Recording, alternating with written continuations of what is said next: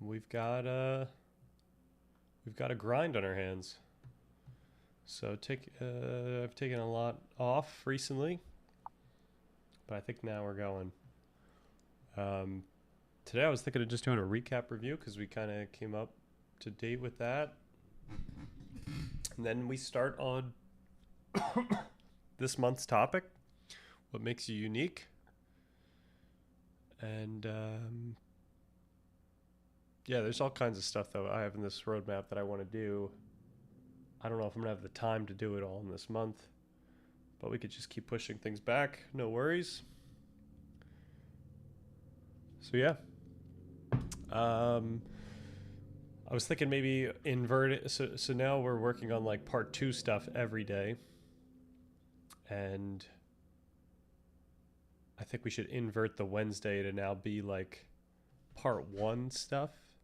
So the how I understand the world was going to be a video I eventually make, but we could slowly work through that content every Wednesday. There's no rush on that.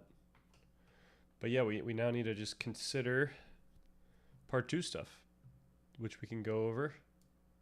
So yeah, let's start with the we caught up on the stream summaries. So we except for maybe one stream last week, we now have all the stream summary. Can we get this compact? Yes. We've got everything since where we left off previously, which was about the 13th.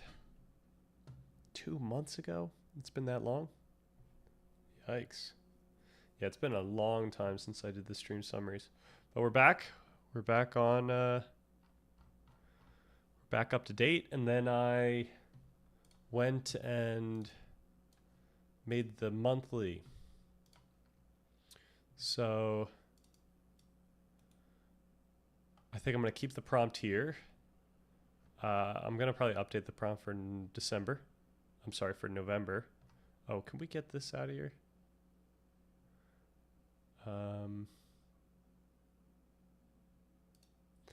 Edit post body. I don't want this to say November 2025 through October 25,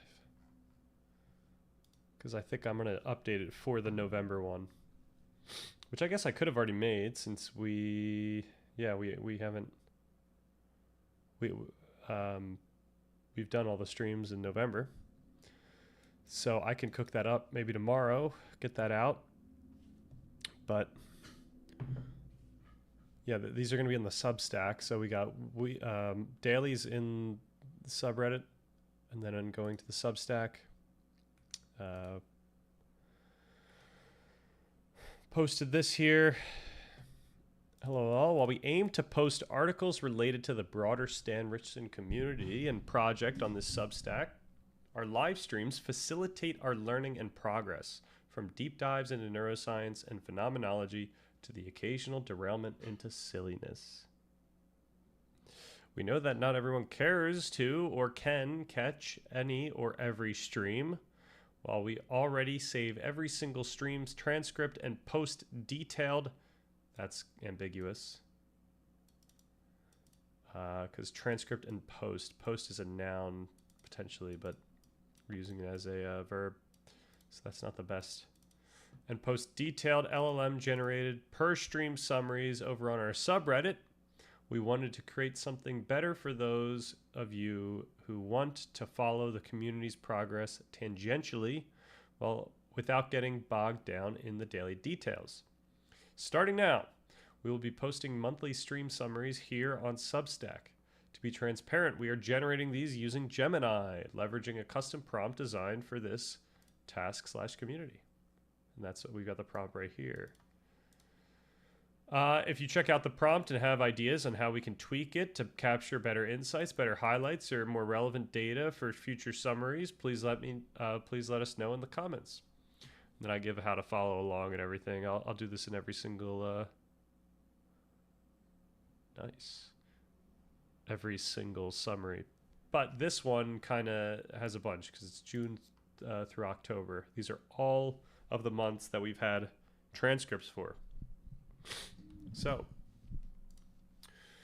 the prompt was, you are a community manager and content editor for the Stan Richardson community. Your task is to process a set of live stream transcripts from the past month and generate a compelling, readable monthly recap for a Substack post.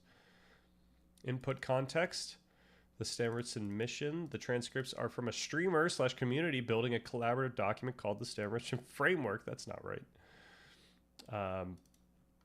I should have edited that a little better. But the goal: to develop a practical framework for navigating life and making a positive impact, grounded in empirical science, philosophy, and lived experience.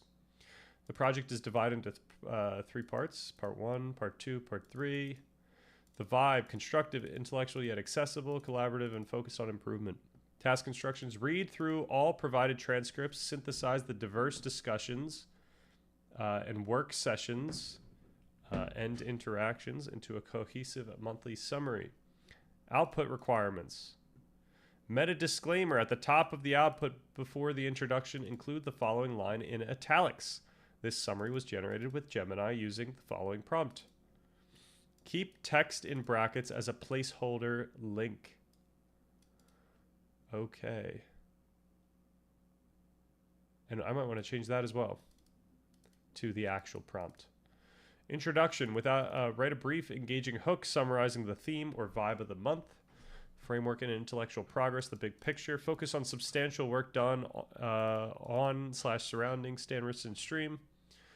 Did we make progress on specific sections of the Stan Richardson document? Were there major conceptual breakthroughs or debates regarding the document or our framework/beliefs in general?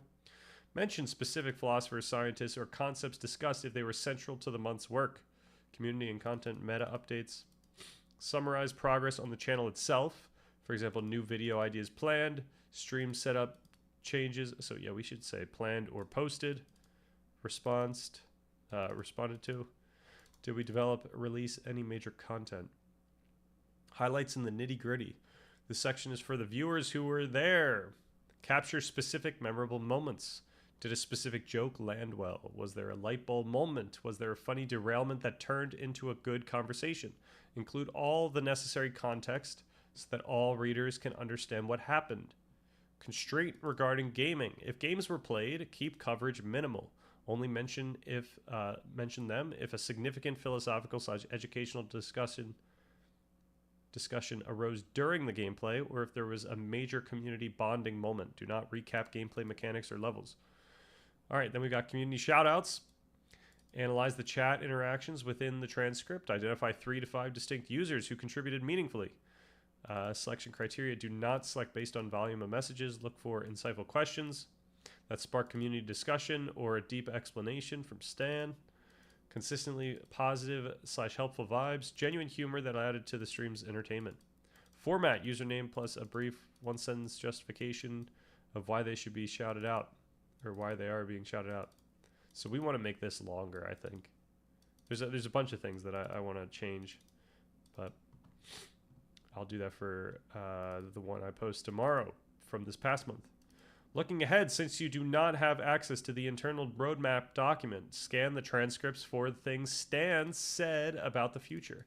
What topics did Stan mention covering next month? Are there upcoming changes to the schedule or new content formats? And then how to follow along. Mention that. Tone: professional but accessible and warm. Use we language. This month we explored. Use formatting: bullet points, bold text to make it scannable. Since you aren't aware of other months' transcripts / summaries, don't make statements that you aren't certain about regarding this or these other months. For example, this month was the most intellectually dense since the project's inception. So don't say things like that. Omit superfluous language / phrasing. For example, we didn't just turn the page, we finished the chapter. Yes, stupid stuff like that we don't want. All right, so then we get June and July. All right. June, July. This summary was generated with Gemini using this prompt. Introduction. This summer, the Stan Richardson community reached a pivotal milestone. We bridged the gap between the internal machinery of the mind and the vast shared world we inhabit. June brought the climax of our framework of freedom. So this is when we were actually like finishing up part 1. Moving us past the deadlock of the free will debate into a practical, empowering compatibilism. July extended our horizon to the epilogue. So this is when we started working on the epilogue. Exploring how our subjective brains manage to build a collective reality of shared truth, myth, and science. It was a season of deep synthesis, connecting the neuroscience of prediction with the wisdom of the ages. Monthly theme, the architecture of freedom and shared truth. Key discussions and insights, freedom as practice, not a given.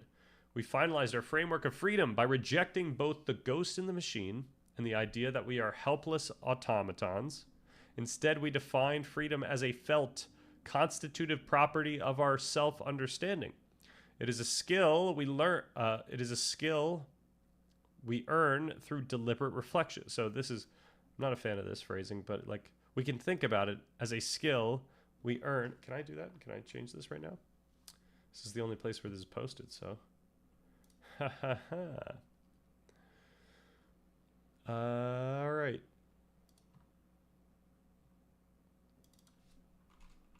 We can think about it as a skill we defined. We considered freedom as a felt constitutive property of our self-understanding. We can think about it as a skill we earn through deliberate reflection, the capacity to pause, review our automatic impulses, and realign them with our conscious intentions. So let's update that and get back to the actual live version here. Could we get some dark mode, if that's a thing? Is that not a thing? Dashboard settings.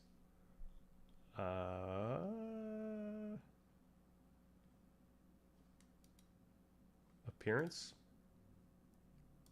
Dark always.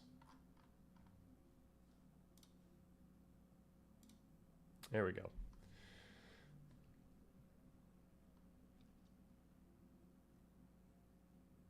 The neurocompatibilist synthesis. We situated our framework among the giants of philosophy, finding strong resonance with Daniel Dennett's evolutionary compatibilism, so freedom as an evolved, improvable skill, and P.F. Strawson's focus on social reactive attitudes.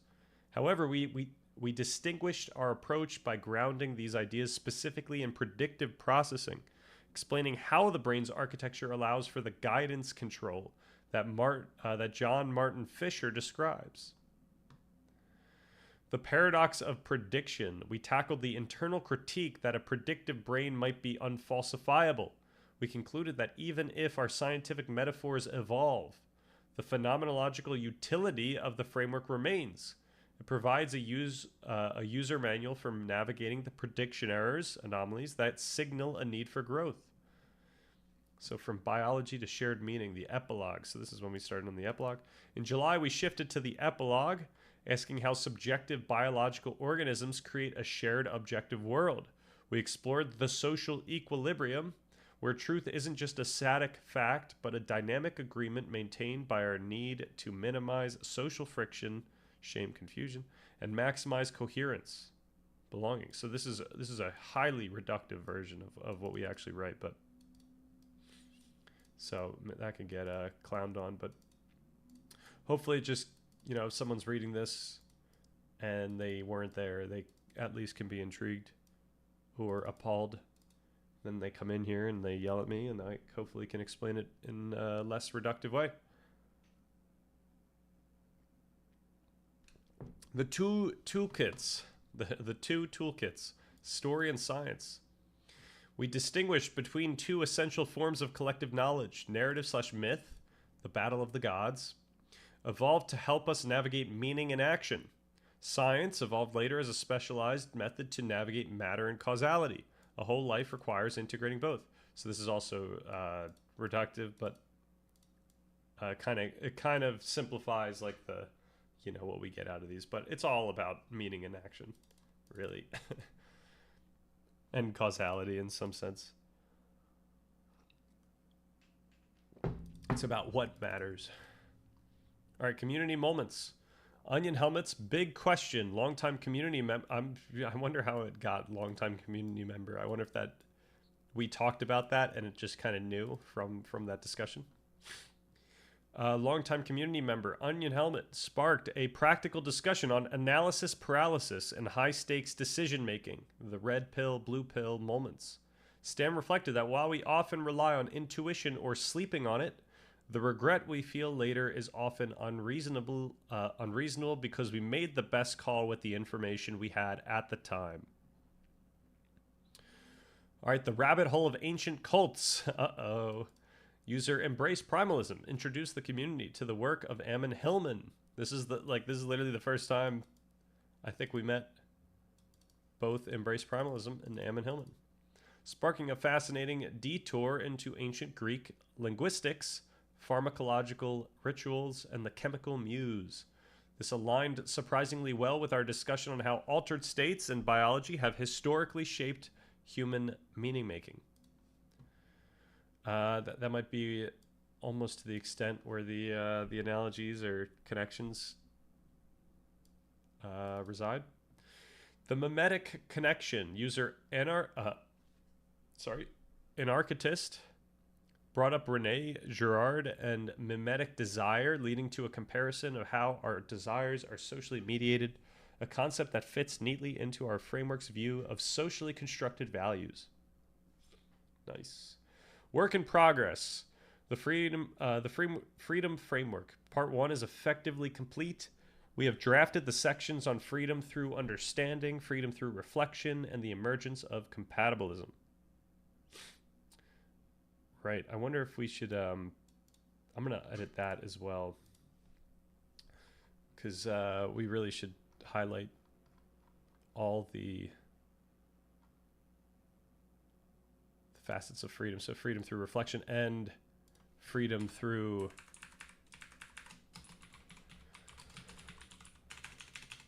realignment. And then I might actually switch back to the light mode because I don't know, is it nicer on what have I done? Get me out of here.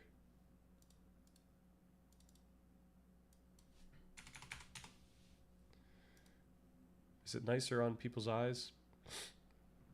Okay, we got it switched. The epilogue. We are currently drafting the final major section of part 1, making sense of collective knowledge. Roadmap updates. The focus is shifting towards part 2, practical strategy. So I think I was ready to jump over to part 2. However, we took like a good long chill break after we finished up the epilogue before we even started really going into part 2. And we kind of just did a slow progression into part 2 to the point where we are at now, where we have everything planned and we can now just start jumping into part 2 content. We are also planning to work on the TLDR and main takeaways section to make the document more scannable and accessible. And we might have done that all within July. I know this thing doesn't register that it was finished, but we did make the TLDR and main takeaways within July, which was kind of sweet. Looking ahead, part 2 is coming. With the philosophical groundwork of part 1 nearly finished, we are preparing to pivot to part 2, which will focus entirely on practical strategies, goal setting, and habits. And those are only a few, goal setting and habits are only a couple of the things that are within the practical strategies we're going to try to cover. Content creation. Stan mentioned plans to start producing content, videos/shorts, based on the framework, potentially starting in August or September. So it ended up being September. And that's where we are right now. Okay, August summary. This summary was generated with Gemini using this prompt, same prompt. August recap. The foundation is set. August marked a massive turning point for the Stan Richardson community. We began the month deep in the philosophical trenches, putting the final touches on the dense scientific foundations of our framework. By the end of the month, however, the vibe shifted entirely. With the first draft of Part 1 officially complete, we pivoted from writing mode to building mode, setting up the technical infrastructure, community governance, and content strategy needed to share this work with the world. Wow.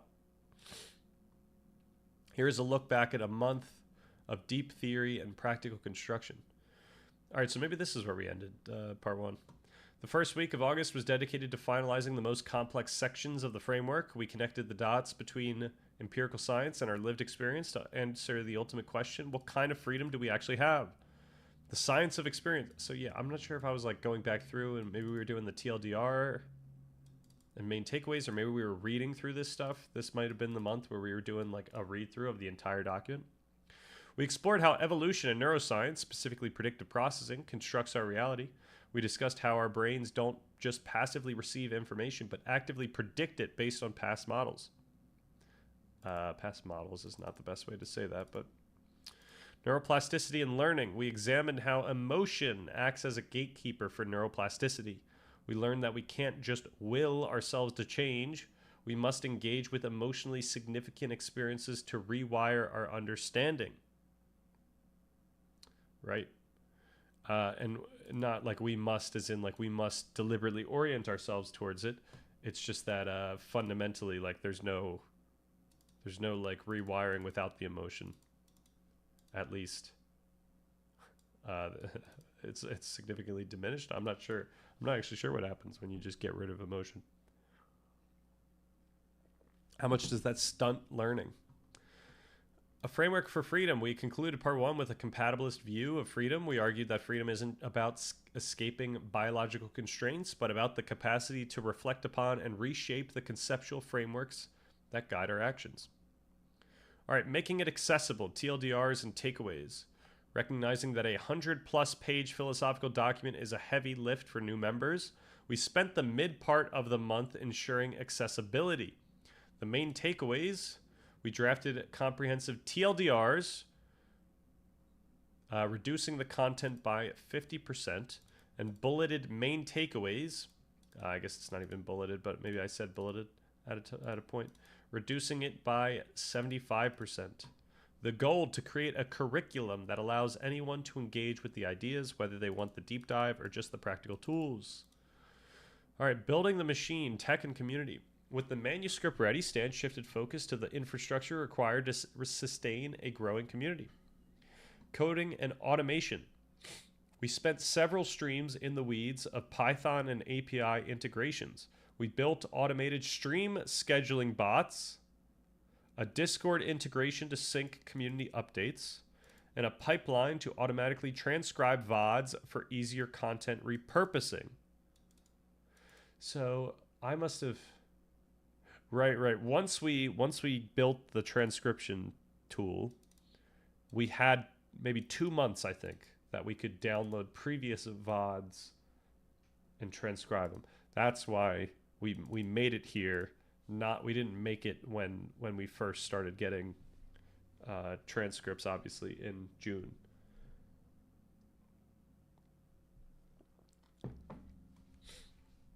All right, community constitution. We drafted a set of core values and moderation rules for our community constitution to ensure the Discord and subreddit remain constructive, high signal spaces as we grow. The landing page. Here it is.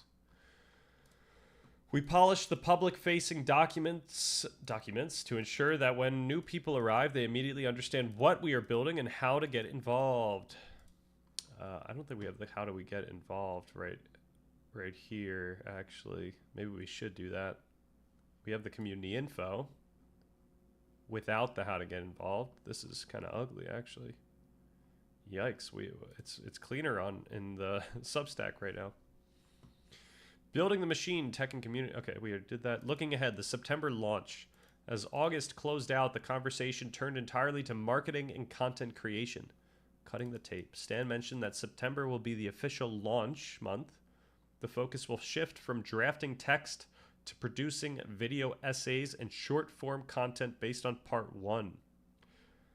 All right, and that was what we see on the YouTube channel.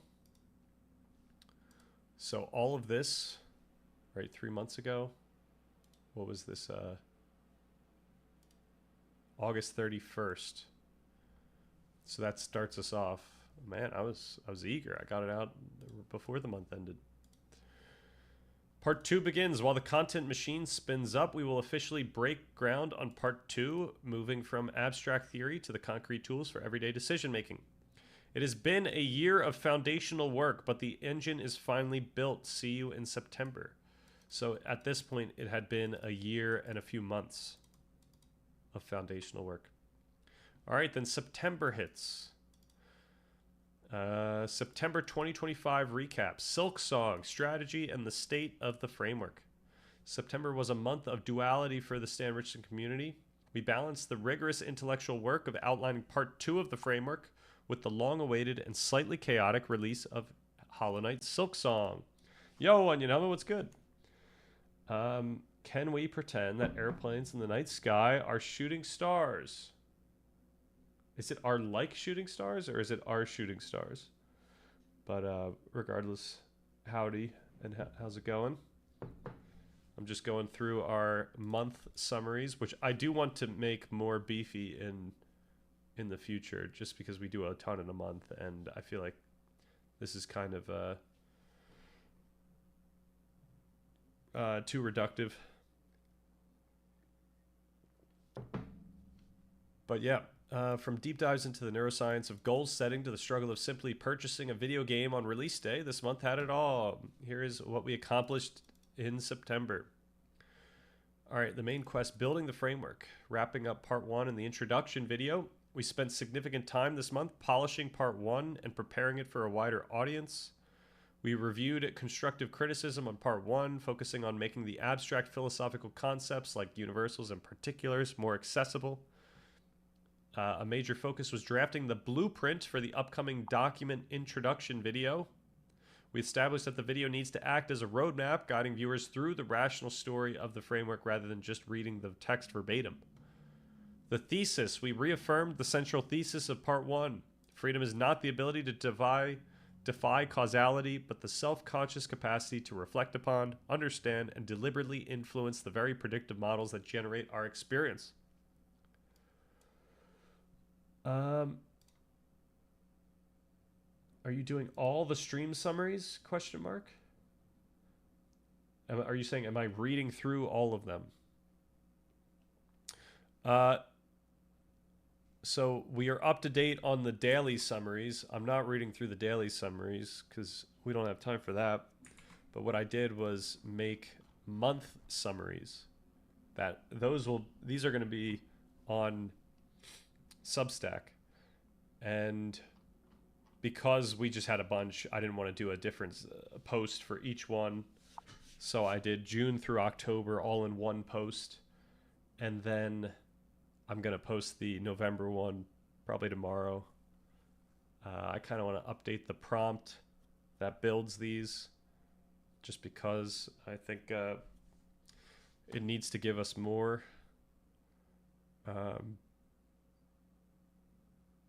Yeah. Breaking grounds on part 2. So this is all stuff that we did in September. We officially started work on part 2, which shifts focus from understanding to doing. We outlined key sections on identifying and pursuing goals. A major theme discussed was writing as a form of thinking, the idea that making our implicit goals explicit allows us to critique and refine them.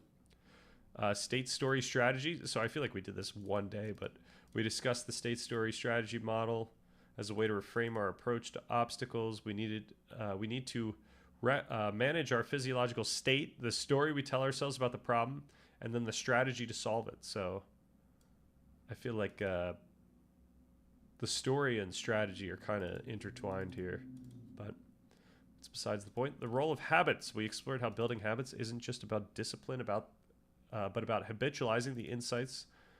Okay, so this is kind of messing with a couple ideas here, but habitualizing the insights from part 1 so they become our default mode of processing the world.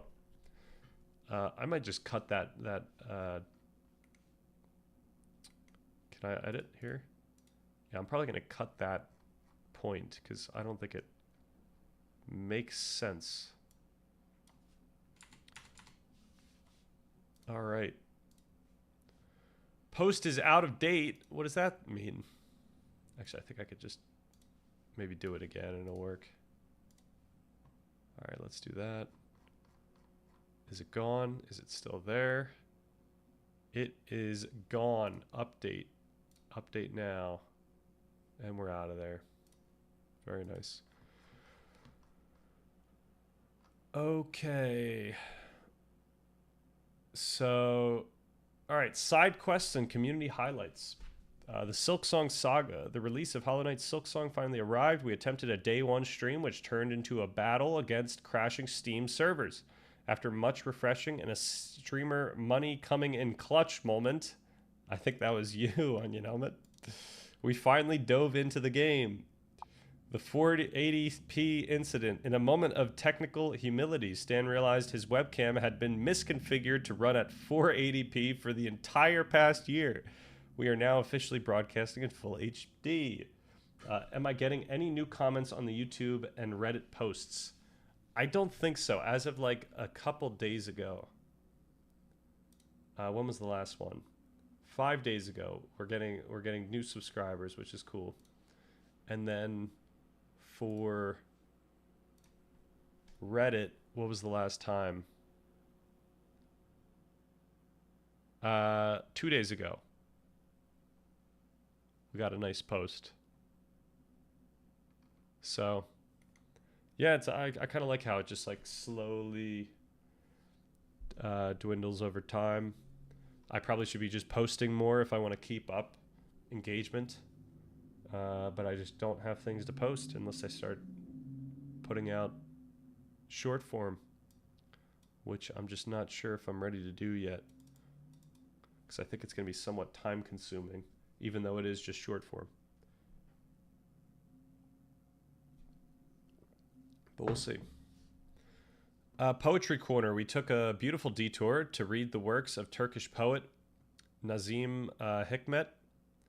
Specifically, Fable of Fables, discussing themes of life and impermanence. And then Taming the Bot, we successfully diagnosed and fixed the permissions issues plaguing our cross-platform chatbot, finally uniting the Discord and stream chats. Right, that did take us a long time. Changebox, Yahoo, long time no see. Hope you've been happy and happy Thanksgiving as well. Hope you've been doing well. We've just been cruising. I guess you came in the right time because I don't know how long it's been for you, but we're just going over month summaries based on our transcripts. And yeah.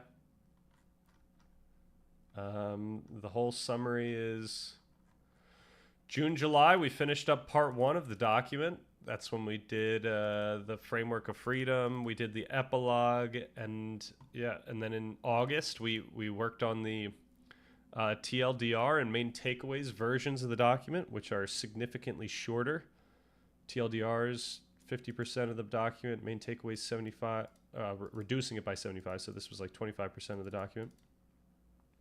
We also did the automation stuff in August, where that's how we actually have these stream transcripts, which is cool. We launched in September. September was when we started posting these videos. We've got videos on the channel now. So yeah, September really should talk about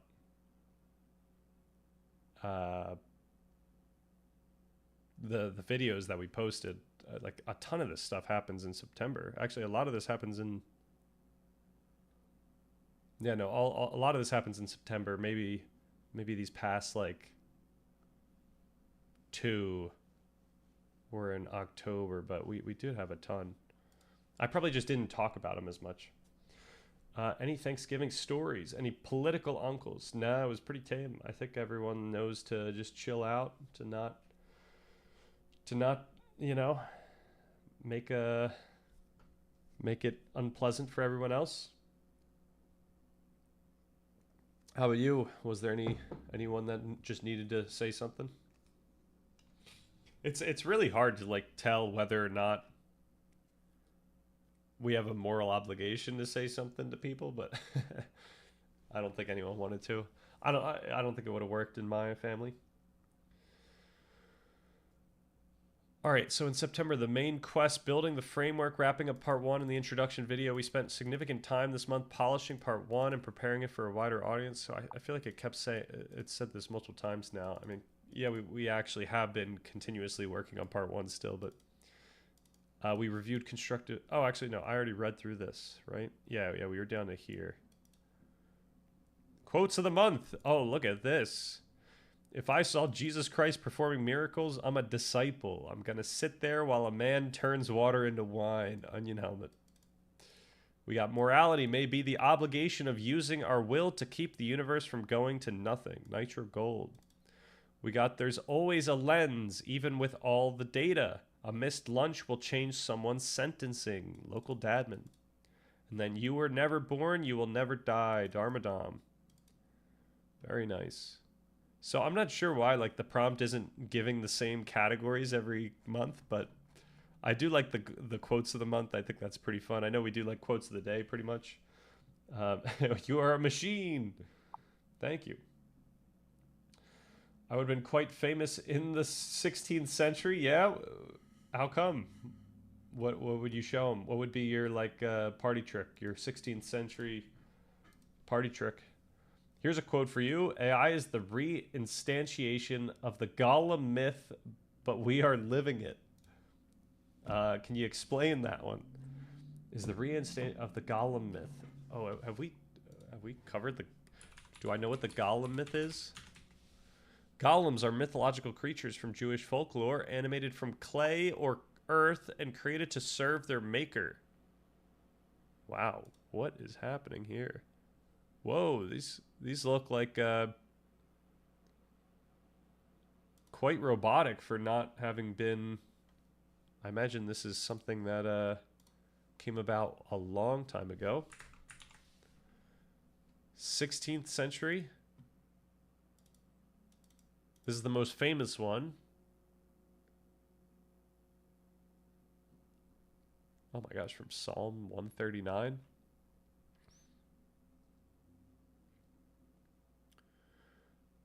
To early Judaism. In the Talmud, Adam is initially created as a golem when his dust is kneaded into a shapeless husk. Oh my gosh. I mean, I guess, you know what? I think I'm down with making the analogy. Look at all those aphorisms. The maidens in the palace would not have been able to handle my wit. Oh my gosh. Golems are Jewish? I'm not sure. Maybe the original like was Gollum like a more pervasive concept, but it was more compelling for Judaism. The clay is the silicon. The code are the magic words. Designed to appear conscious and have none. Designed to follow orders to the extreme. Hey, it sounds like it to me. 90% of society appears to be golems. Oh my gosh. What is this? First person syndrome or what is it? Is it the what is it? Something player? First player? Main player? I forget what that's called. But just assuming everyone else isn't real except for yourself.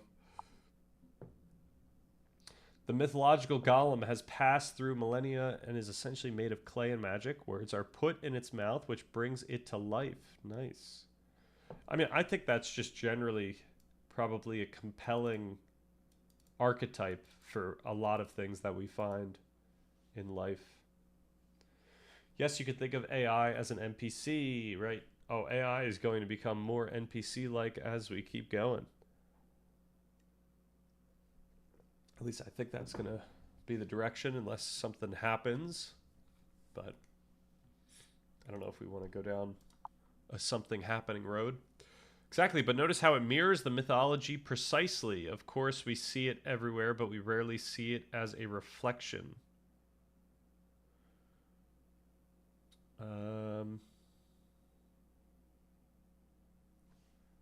We rarely see it as a reflection. Or are we referring to the fact that AI is rather human-like in its behavior?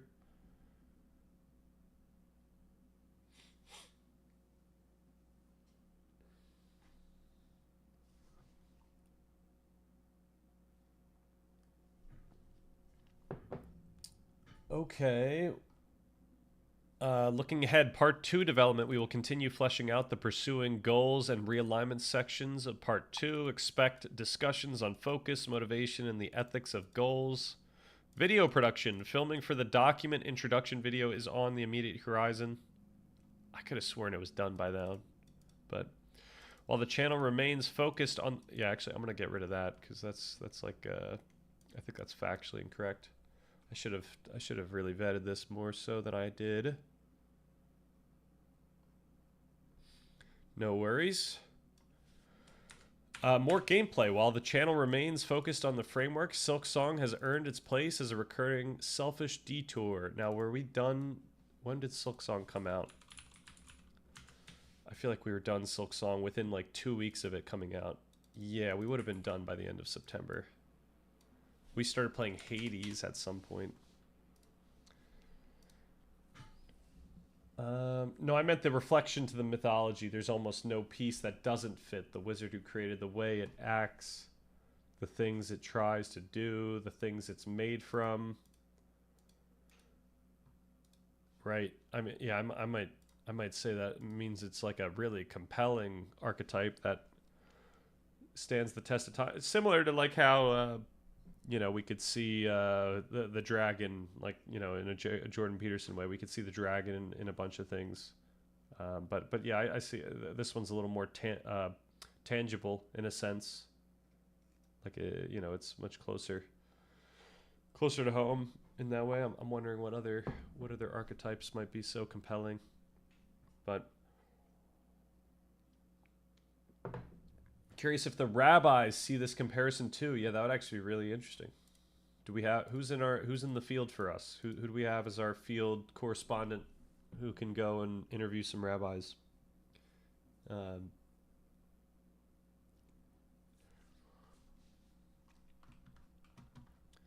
We should have a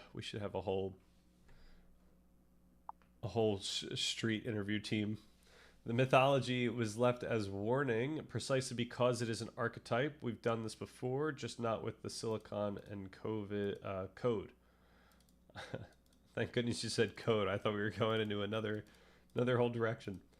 What happened to the golems? That's a good question. Yeah, what does the mythology say about the golems? Does it tell us that there was an AI bubble burst? Can we time the market based off of this archetype? That's what we want to know. All right, so October, 2 months ago. This summary was generated with Gemini using this prompt. October 2025, Bridging the Gap.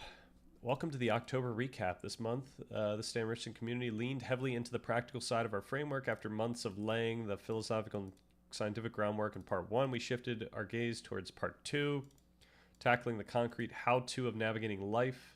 We explored the mechanics of motivation, the science of habits, and the subtle art of bridging the gap between where we are and where we want to be.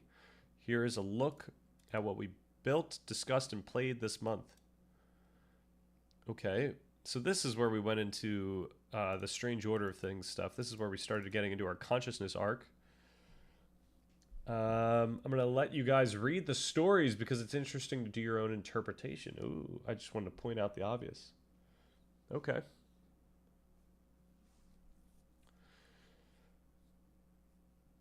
All right. Part 1, the deep foundation, the deepening the foundation. While our focus shifted forward, we continue to refine our understanding of the human operating system. A major theme was affective neuroscience, driven by our reading of Antonio Damasio's The Strange Order of Things. We explored the idea that feelings aren't just abstract mental events, but are rooted in homeostatic regulation, signaling from the body, telling us how we are faring in the world. We also revisited predictive processing, discussing how our brain constructs our experience and how feelings serve as feedback when our predictions fail. And then part 2 stuff. We spent significant time structuring part 2, moving away from vague advice and toward empirical strategies. I think the reason why it's picking up on part 2 stuff is because we had like a recurring... I think this was just every Wednesday we worked on part 2, so it picked up the fact that this was like a recurring theme.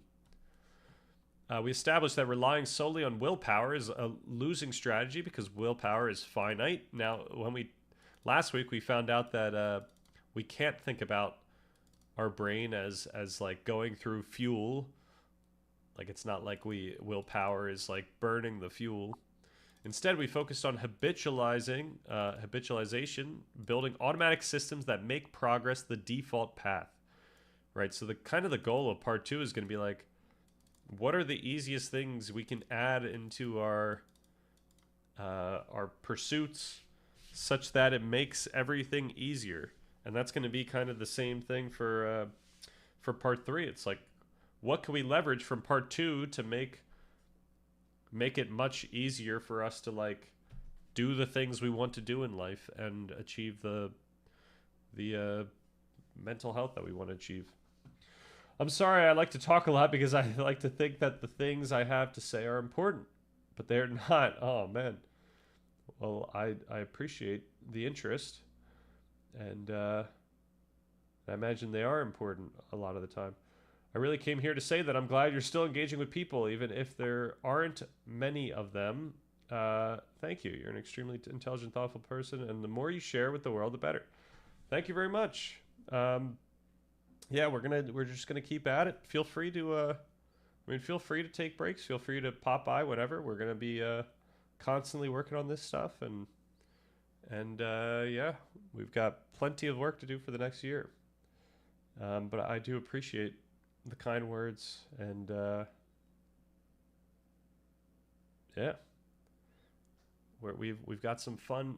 There's fun to be had. I'll just say that. Let this be the start of the goleming.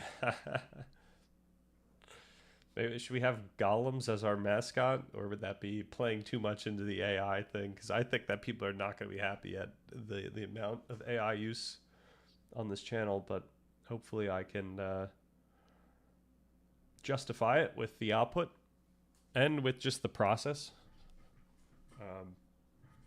We still need to do more like deep dives into AI practices, and I think I have a video slated for like April where I'm gonna actually like go through that, so we'll see.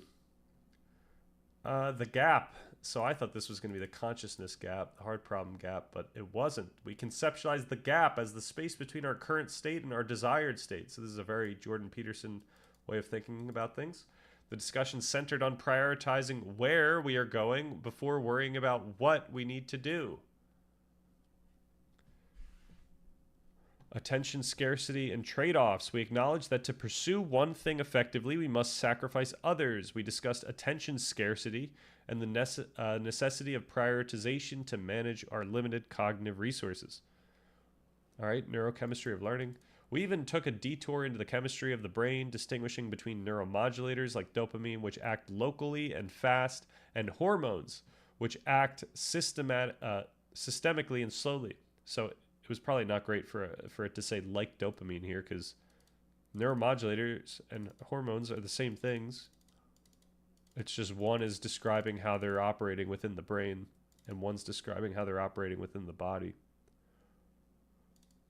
And I think like they're first created as hormones, right? Like these things are coming from like our gut, though I'm not yeah, I guess I think that's certainly the case. I think for like serotonin, I think it was like 90% of serotonin is generated within the gut. I'm not sure if that's like the case with all hormones slash neuromodulators. Maybe it's just different parts of the body. But then in the these then get to the brain and then they're still released in the brain. It's not like they're created though at that time of release. It's like they're available within the blood or within the just within neurons. All right, and how understanding this difference helps us optimize learning and habit formation. All right, part 3, the ethics of ambition. Though currently in the background, part 3 tenets continue to emerge. We touched on logotherapy and Viktor Frankl, reinforcing that meaning is not universal but must be discovered by each individual.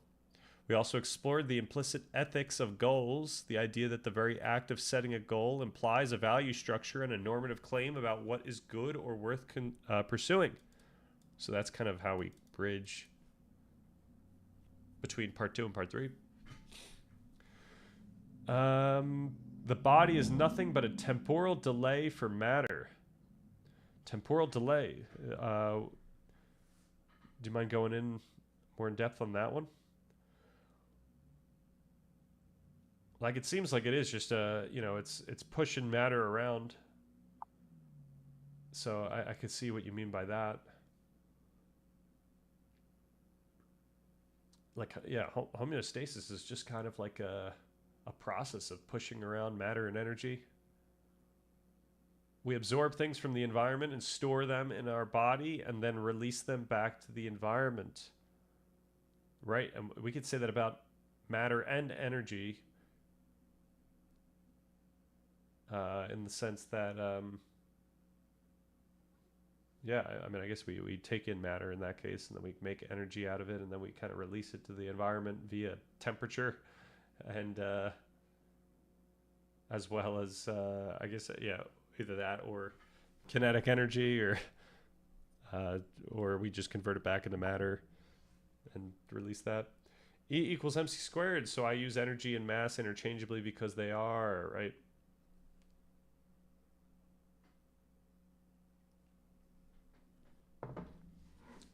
Yep, no, that's a good point.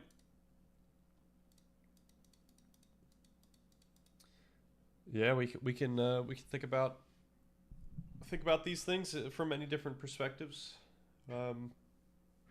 Yeah, it's just once the matter is on board, a lot of complex stuff happens. A lot of very complex systems of moving the matter around, and yeah, that was all the consciousness stuff we talked about in October. Community and content, challenging the discourse. We started drafting a video essay titled Challenging Alex O'Connor's Views on Consciousness. This was a huge undertaking that involved deep research into panpsychism, emergence, and the hard problem of consciousness. The community was heavily involved in refining the arguments, and the resulting video was a success, marking a significant step in putting our framework into conversation with broader philosophical debates. Very nice. Gaming and chill. Fridays and a few late nights we reserved for Hades 2. While mostly leisure, these sessions served as a village effect bonding time, reminding us of the importance of play and community in a balanced life. Wow. That's not the way I think about it, but fair enough. Behind the scenes, we worked on the content deployment workflow, creating stream edits and preparing for short form content to share the framework with a wider audience. Right, but then I never actually did short form content. We still need to do that. I didn't say it was simple, but it's really just inputs and outputs. Yeah, yep. I do see that. A lot of inputs and a lot of outputs, depending on the person.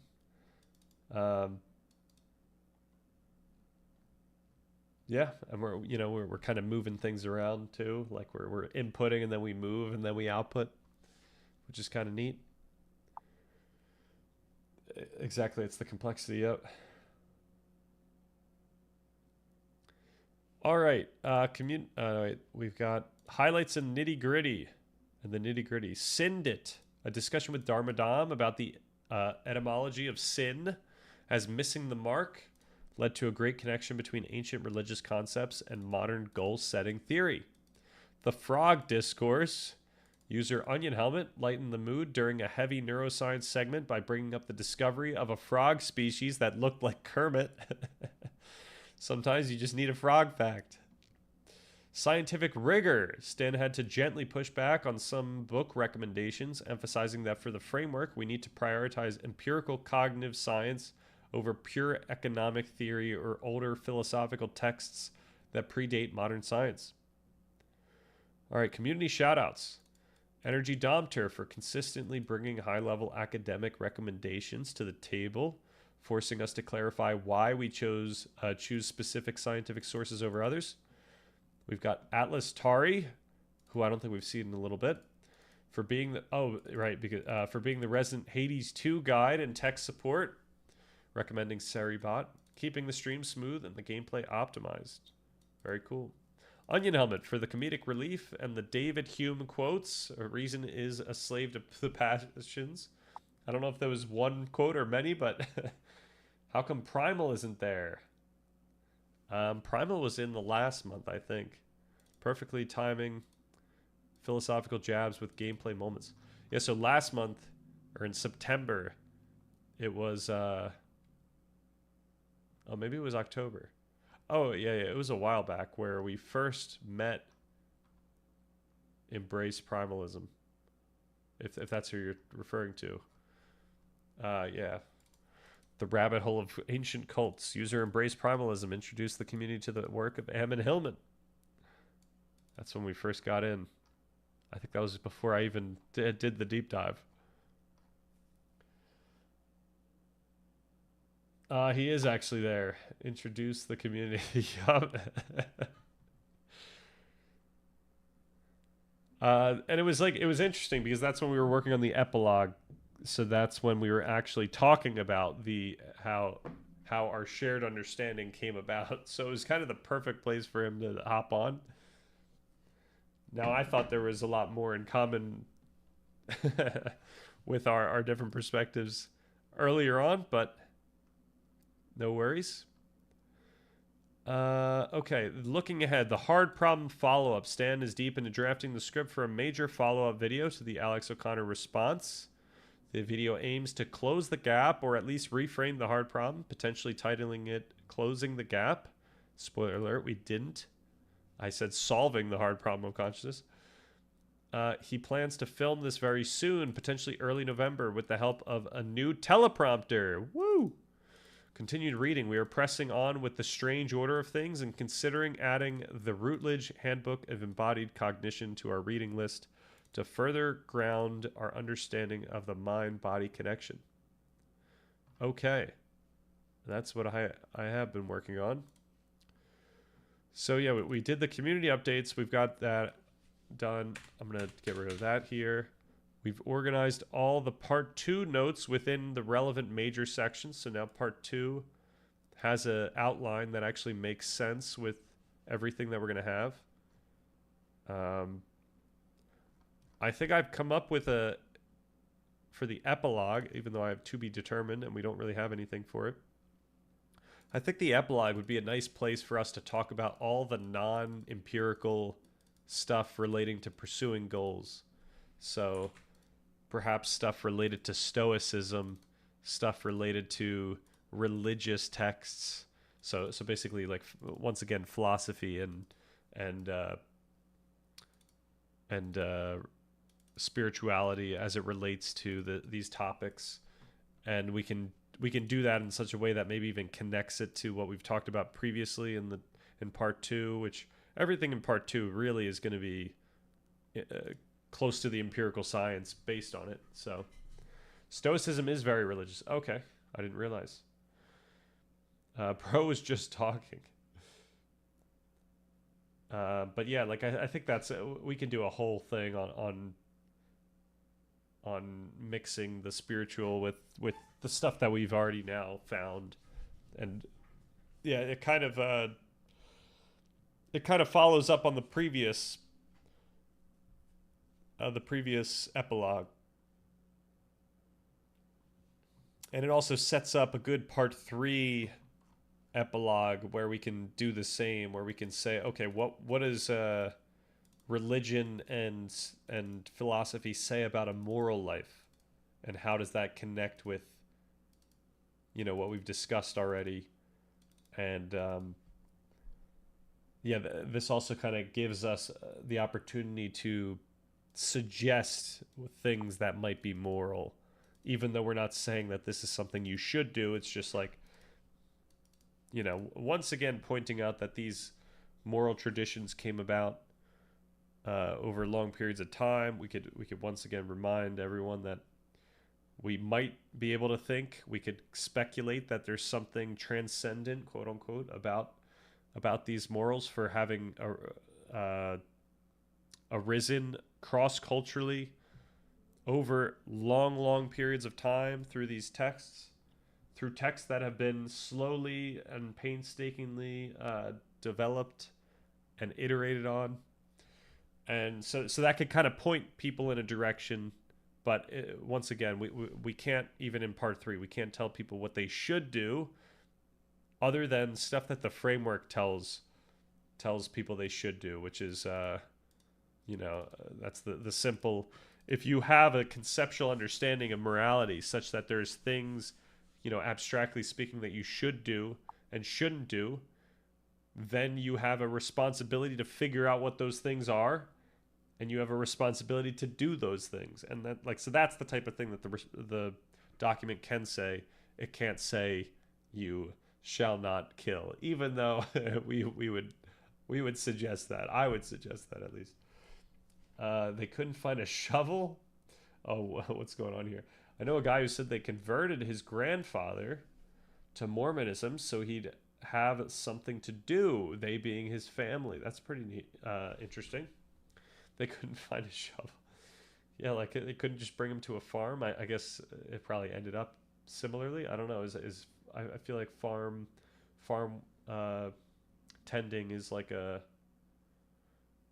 common Mormon concept in my mind. I don't know if that's like a stereotype or whatnot. Hopefully I didn't just say something egregious. But with some of the restrictions that Mormons have, I feel like farm life is a pretty good gig. Like it's got to be pretty engaging and rewarding. Same with just tending to a garden. I invited some Mormons into my house for a talk, and they ended up asking if it was okay if they could leave. What happened? Did it get spicy?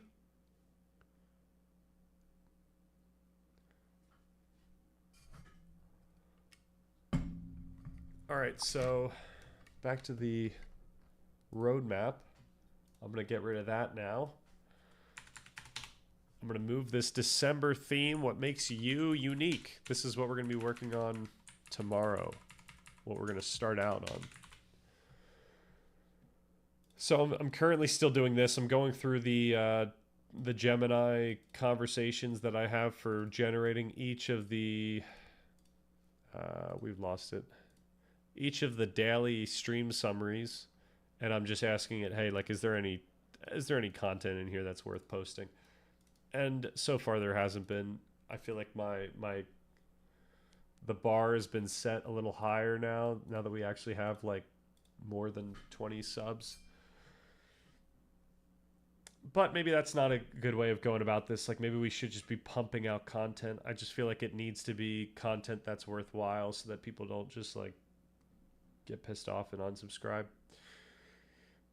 So yeah, if there's anything good, then I'll do that. The problem is a lot of these streams are literally just preparing for the videos that I ended up posting, so I don't want to just say the same stuff. Worthwhile content is content you are interested in.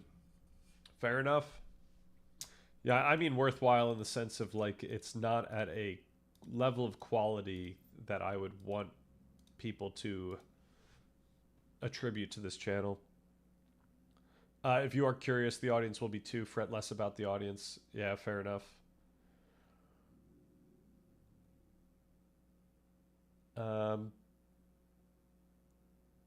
They were looking for a quick sale, worthwhile. Okay, I see. I talked philosophy and religion with them, they weren't looking for that. They were looking to convert or sell. The audience will demand what is needed. I don't see anything that's needed because your mind is why I come here. Thank you. Yeah, fair enough.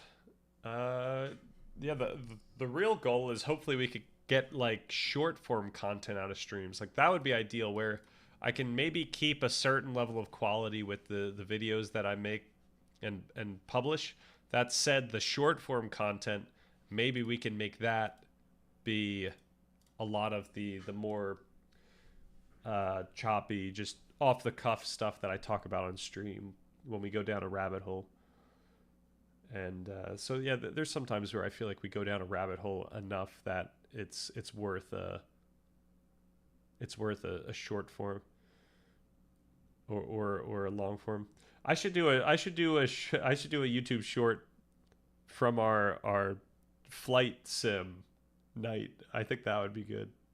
I'll keep an eye out for that whenever we did that whole charade.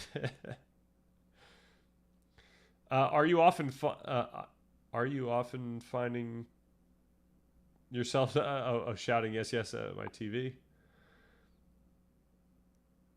Oh wait, I'm actually not sure what you're. I don't know why that had. Are you at the beginning?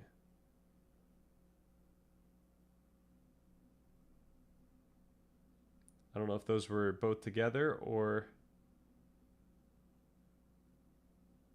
Talk about a serious philosophical topic for a minute while a shirtless cowboy dances in the back. Trust me, I'm a good marketer. Yeah, I think that would work, but I just don't know if I want that to be the the shtick going on here. Yo, Kim. I like your channel and content. I lurk in the background at times as you have big brain content. Thank you. And sometimes I'm watching wrestling, WWE nonsense, but don't stop what you're doing. It's good stuff. Thank you. So yeah, are you saying that I shouldn't have a shirtless cowboy dancing in the back? Um, I do appreciate that. Jago can do the dancing. Are you saying that Jago's a cowboy? Because I think he'd appreciate that if you gave him full cowboy status. I'm sorry about the mess. I often find myself shouting at the TV and yelling, yes, yes. At Onion Helmet, you are not wrong. For sure. Nice. I'll let him know. Yeah, I think I'm going to have to play into some type of Zoomer trope. I think it's just going to be some compelling video that's going on in the background while I say stuff. I think I'll still have my head in it. Like it'll be like my picture, and then it'll be, I don't know, penguins pushing each other down or something like that. But I think it's got to be useful stuff. I got to make sure that it's good. Subway Surf. I don't think I'm gonna ever do Subway Surfers. That's like a different echelon. Like I don't want to make my viewers actually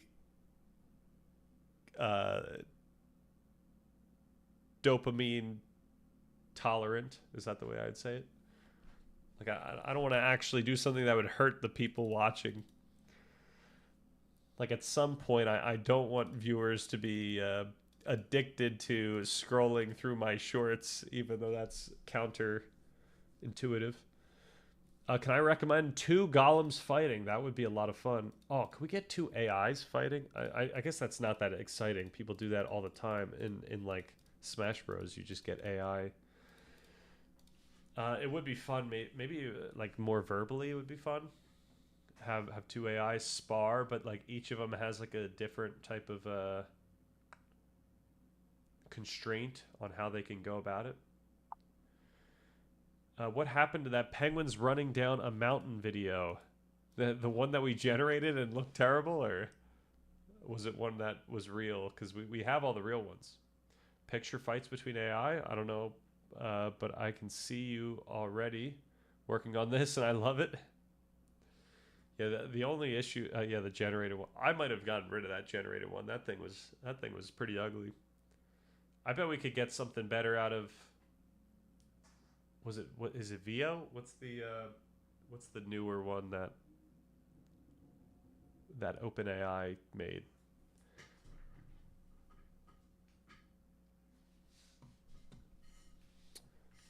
All right, so I'm in the background. I'm going to just constantly be working on the part one referencing effort. There's just a lot more in part one that needs to be cited and referenced. And I'm slowly but surely reading through the Routledge Handbook of Embodied Cognition, which is, it's been great. It's a lot of the part one stuff.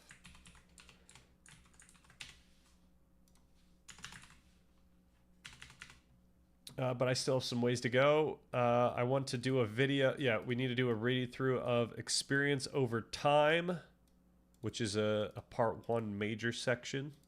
So I might do that this weekend. It's going to be easy. It's just me reading the document. It's kind of like the audiobook version of part one. So that'll be like the 2015 reading of Experience Over Time. Post-November summary to Substack. So I'm going to do like this next. Like this will be tomorrow.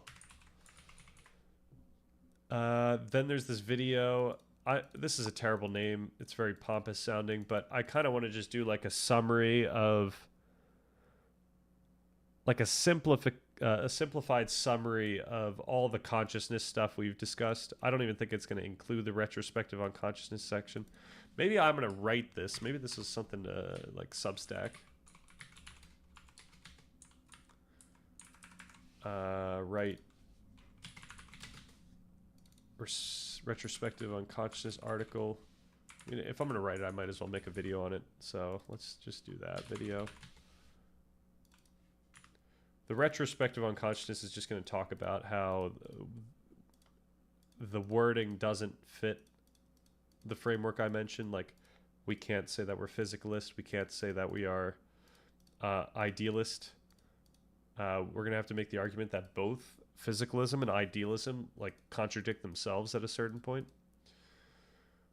But yeah, this one would just simply be like a rundown of how I think that,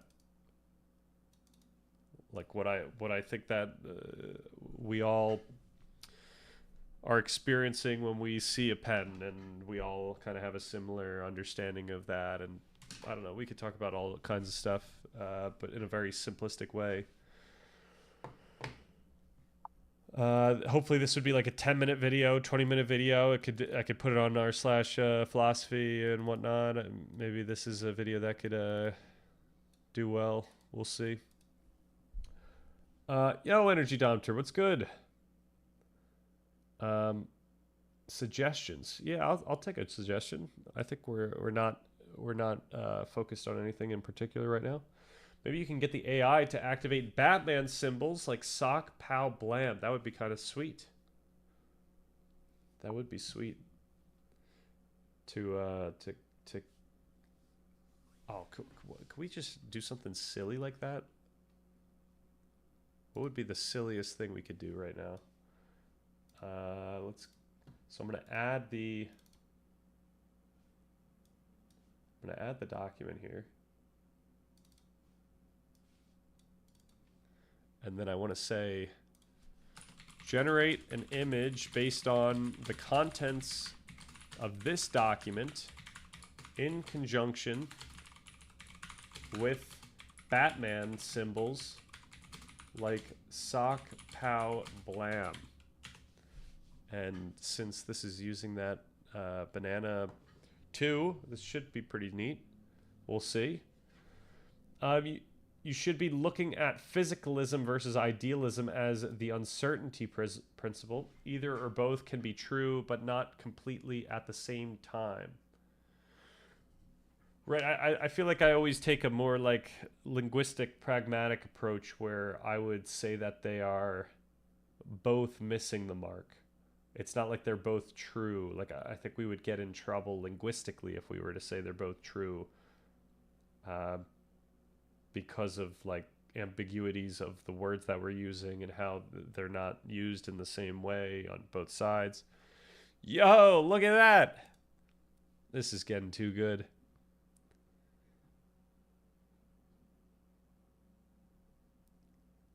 That's a little scary. All right. Do you believe the meta-ethics of Robert Nozick are relevant for the document, since it, to my understanding, relates to intersubjective decision making, even though it has political implications? Okay, let's see. Let's do another. Can you help me understand?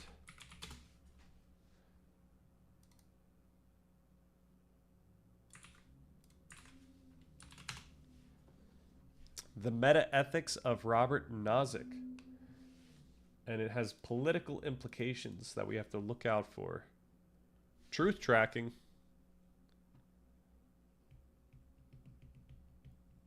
So how is this with changes?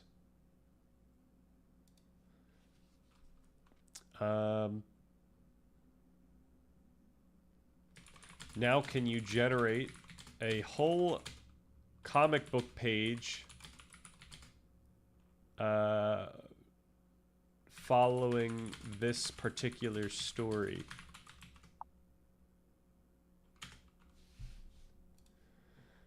All right, to understand Robert Nozick's meta-ethics, it is helpful to look beyond his famous political libertarianism and focus on his two major works in metaphysics and epistemology. Considerations in Philosophical Explanations, 1981. So is this person still around? Nay. And wow, and values in invariances and which was a year before he died. That's kind of incredible. Wow. Well, I guess that makes him 64. I guess that makes sense. That's unfortunate. Unlike many analytic philosophers who focus on proving a specific moral theory, so far I'm liking this, Nozick was interested in philosophical explanations, explaining how objective moral truths could possibly exist in a world composed of atoms, evolution, and subjective perspectives. Awesome. Okay. That's something we do. His meta-ethics can be broken down into 4 distinct pillars. The ontology of value, organic unity. In philosophical explanations, Nozick attempts to define what value actually is. So this is kind of tricky. I don't know if I like the is here, but as a property of the world, he proposes a structural definition. Intrinsic value equals organic unity. Something has intrinsic value to the degree that it unifies diversity. So to me, so far, that's pretty arbitrary. A chaotic pile of trash has low value. A monotonous block of concrete has low value. A biological organism, a complex painting, or a symphony has high value because it brings disparate, diverse elements into a tight, unified whole. So already, I would say that this is like inappropriate. It's making it seem like there's inherent value in these things, when really what's going on is cultural interpretations of what we're looking at. A symphony, like, is, at the end of the day, the symphony is just creating a bunch of airwaves. And, what's so special about the airwaves? It has high value because, only once those airwaves actually hit our ears and get processed.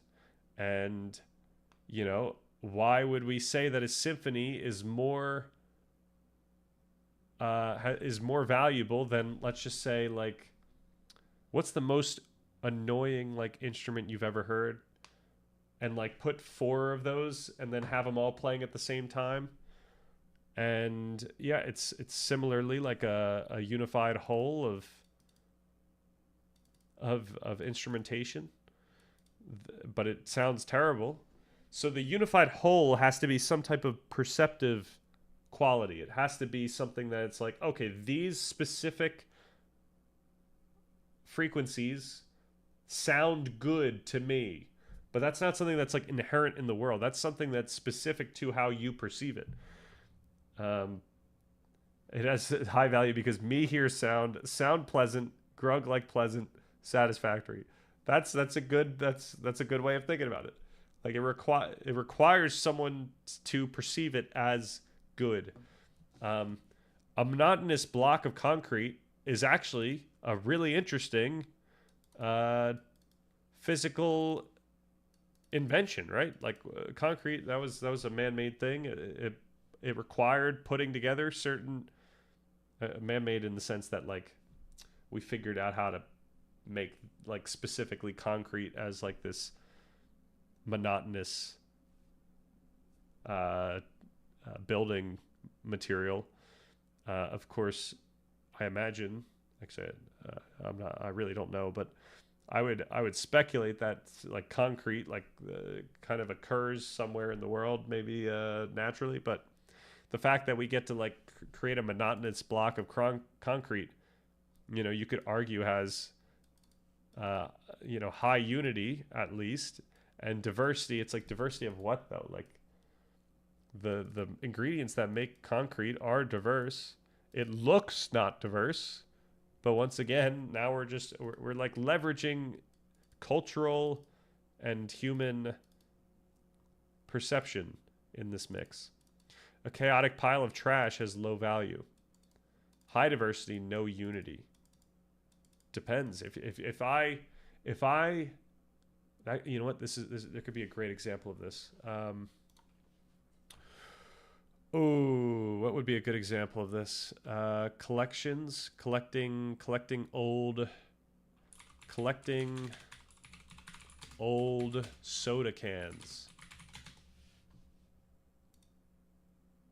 Look at this. Look at this pile of trash. Oh, this is not great. What is that? What is this website? We've gone back in time. Look at this pile of trash. I mean, maybe these things are full, but the point being is like you could actually put like a pile of trash in such a way, you could arrange it in such a way that it is quite diversified but also unified. But once again, like the unity comes from our perception. You could argue that when they say, "Oh, this is a chaotic pile of trash." Okay, so never mind. I've ruined that. I can only maybe think about this in a similar way that I did the previous one, but regardless, this definition is quite arbitrary, and it relies on the perceiver. It can't be something that is ontologically like in the world separate from perception. So that's my first chill, Stan. That's a highly valuable collection there. This is, what did I do? I looked at it and said this is a pile of trash. The reason why I used it was because I thought it would be cool. Like I thought that type of collection would be something that I would think is cool and valuable. Value versus meaning. Nozick distinguishes between these two concepts. Okay. Value is internal. It is about how unified an entity is within itself.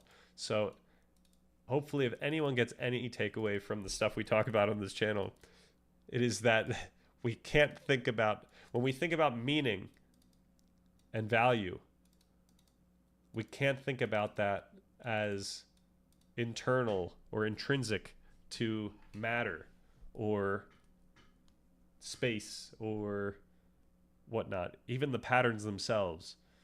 It's only once we incorporate conscious perception that these things start taking on meaning and value. Like meaning and value is something felt, it's something experienced. The idea, like talking about meaning and value as something inherent is like literally unintelligible. Because even when we're thinking about meaning and value as intrinsic, we are operating within the space of conscious perception. I was hoping for AI to explain Nozick's theory of rights because I believe that might be relevant to the document if the document discusses deontic norms. Okay, I'm sorry. Epistemology of ethics, truth tracking. Nozick is famous for his tracking theory of knowledge. He applies this same rigorous epistemological standard to ethics. For us to say so I should just mention that, first of all, someone having this type of ontological framework is a huge red flag for all downstream philosophical frameworks. I'll say that. I know that sounds harsh, but like it's a serious, what I would describe as like a serious quote unquote blunder. Like it's very inappropriate, like linguistically, he uses subjunctive conditionals. What would happen if, to test this? If murder is wrong were true, you would believe it. If murder is wrong were false, you would not believe it. This is so weirdly pragmatic. This is like trying to derive a truism from pragmatism. Oh. Okay, this is a form of moral realism. He argues that we have an ethical detector, likely evolved, that tracks these moral facts just as our eyes tracked physical objects. If the moral reality changes, our reactions would likely change too. Right, so, but the point is that we each have a different moral reality. And the fact that moral reality changes does not mean that it's always changing in a good direction. That's what we learn from... I always bring this up because I don't have a better example than this. Ordinary Men, the shocking account of how a unit of average middle-aged Germans became the cold-blooded murderers of tens of thousands of Jews. Yeah, just because your moral conscience or your compass changes doesn't mean you're always seeing what's morally true, like moral reality. I mean, you could describe moral reality as simply just the contingent experience of what is moral, but that isn't, like, we shouldn't then say that that means that you're actually interfacing what is externally or transcendently moral. All right, that probably didn't cover it. How about do we even get rights here? Rights. Rights, not aggression. The ethics of respect. What was this? Oh, okay, I see. Nozick synthesizes these views into a layered meta-ethic. The ethic of respect. This is the mandatory minimum. It is based on the evolutionary need for coordination, rights, not aggression. This is the realm of political philosophy and law. The problem is, like, this person's going to purport that there is, ontologically is some minimal mandatory set of like ethics, the ethic of respect, if that's the case.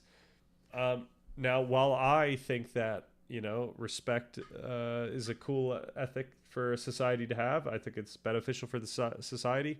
I can't make the argument that it like is some transcendent thing in this way, like in the way that he argues this. Like, if I were to make the argument, I would do it similar to what I just said earlier, where it's like, hey, we see these certain norms, these moral norms arising cross-culturally over time that seem to benefit the groups who follow them. This suggests that perhaps these morals, which we are only interpreting right now, like which is contingent on our own culture, so we're interpreting we're speculating as to what we think those morals are. We can then say maybe there's something transcendent about this pattern of behavior because it seems to help humans over time. So it's connected to like our DNA, like things with this DNA. These norms seem to help them out, so perhaps we ought to have this in our society. Like, that's the type of argument we'd have to have. We can't have the argument of like it is an ontological necessity. It's a moral necessity. Like that's just not an appropriate thing that we can do. We're not allowed to say that. All right, the ethic of responsiveness, a higher layer when where we respond to the value, organic unity in others.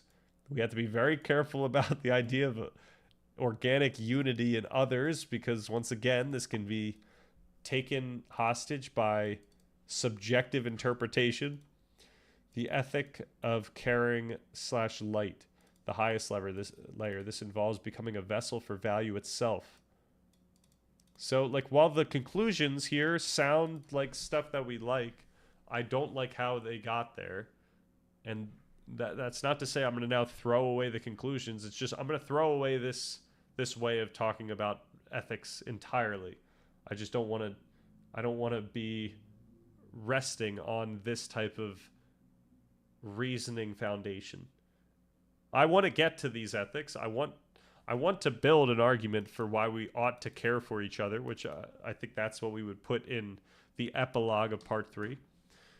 I want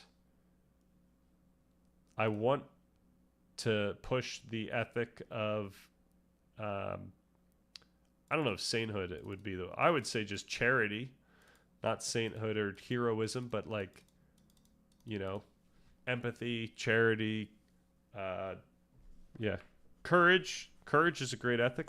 We could actually make a better case for courage as like an ethic in like even part 2, not in the sense that it's something you ought to do, but it's like if you wish to effectively pursue and achieve goals, then you ought to build your courage. Like that's the argument that we would have to make. Similarly with part 3, if you wish your life to be more emotionally rewarding or more meaningful, then you ought to work on your courage. Like that's the type of argument we are allowed to make, because we would show through the stuff that we talk about in part 2 that courage helps you actually achieve your goals, or courage helps you respond to anomaly, to prediction error, to things going wrong, to hardship, like all these things. We have to build this up. We have to use reasoning here. Do you believe Nozick's theory of just acquisition is a cross-culturally evolved norm that is beneficial?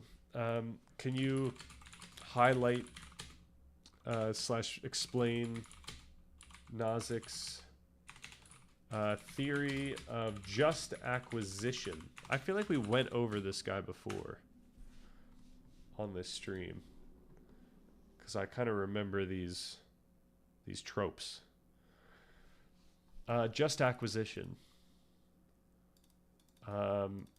Is this something about ownership? Like what? Like we can't. The document can't talk about ownership at all. I don't know how we would get to ownership. The idea that people, first of all, the idea of rights in like a country is actually quite culturally contingent.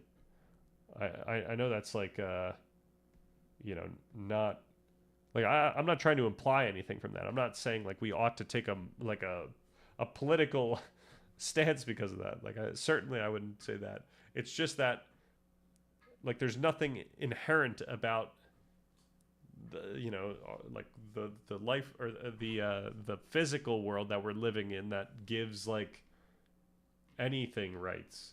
There's certainly no rights for other animals that are conscious, and that's something that people advocate for. But yeah, it's something that's cultural. It's unfortunately more complex and dark. Theory of justice and acquisition is the first principle of his broader entitlement theory of justice.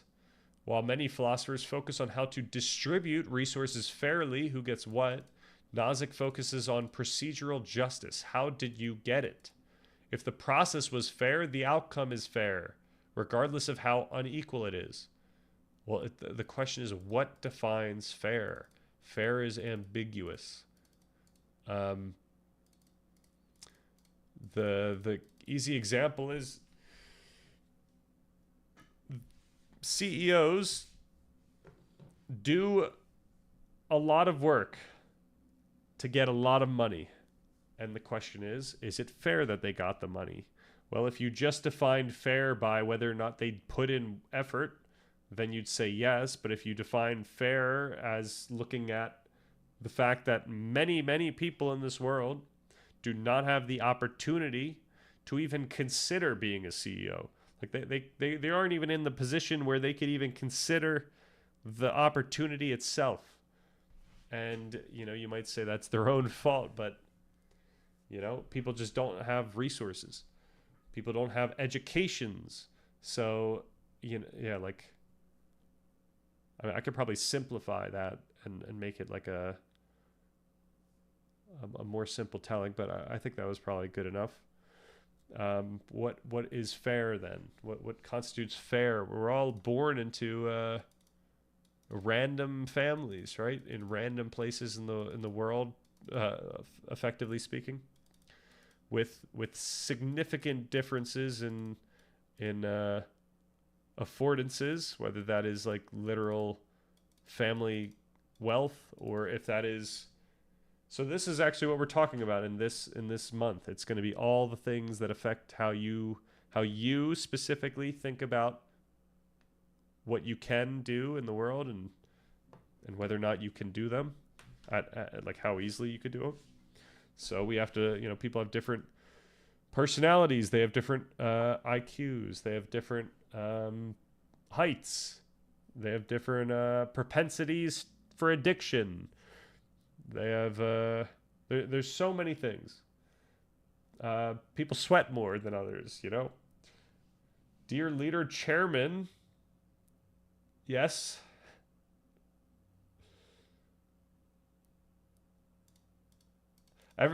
Every time you say something like this, I just think like, man, the decoding the gurus guys are gonna are gonna absolutely crucify us.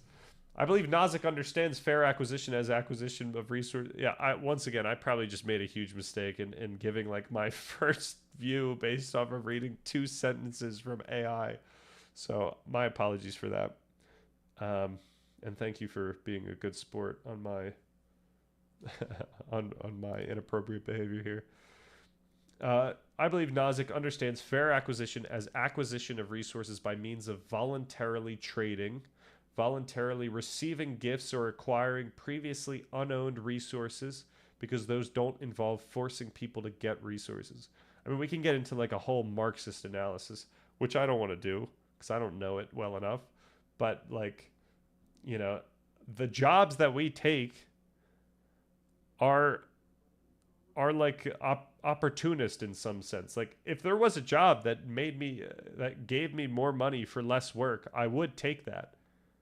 But that being said, like, you know, the job that I currently have, is it fair? Like I agreed. I wrote my name on a, you know, I signed my name on the job agreement. But is that necessarily fair? It's not something it's not ideal for me.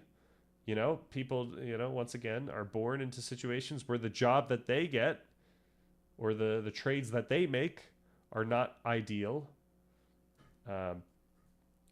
Sounding very Marxist here. The decoding the gurus, counter-revolutionary bourgeoisie will not falter us. The richness past shines bright. Amen. Amen, I say to thee. All right, here is an explanation of his theory of acquisition broken down into its mechanism, its famous constraint, and its limitations. The context, the entitlement theory. Nozick argues that a person is entitled to a holding, property/wealth, only if one of these 3 principles is met. Justice in acquisition, the initial taking of an unowned object from nature. Okay.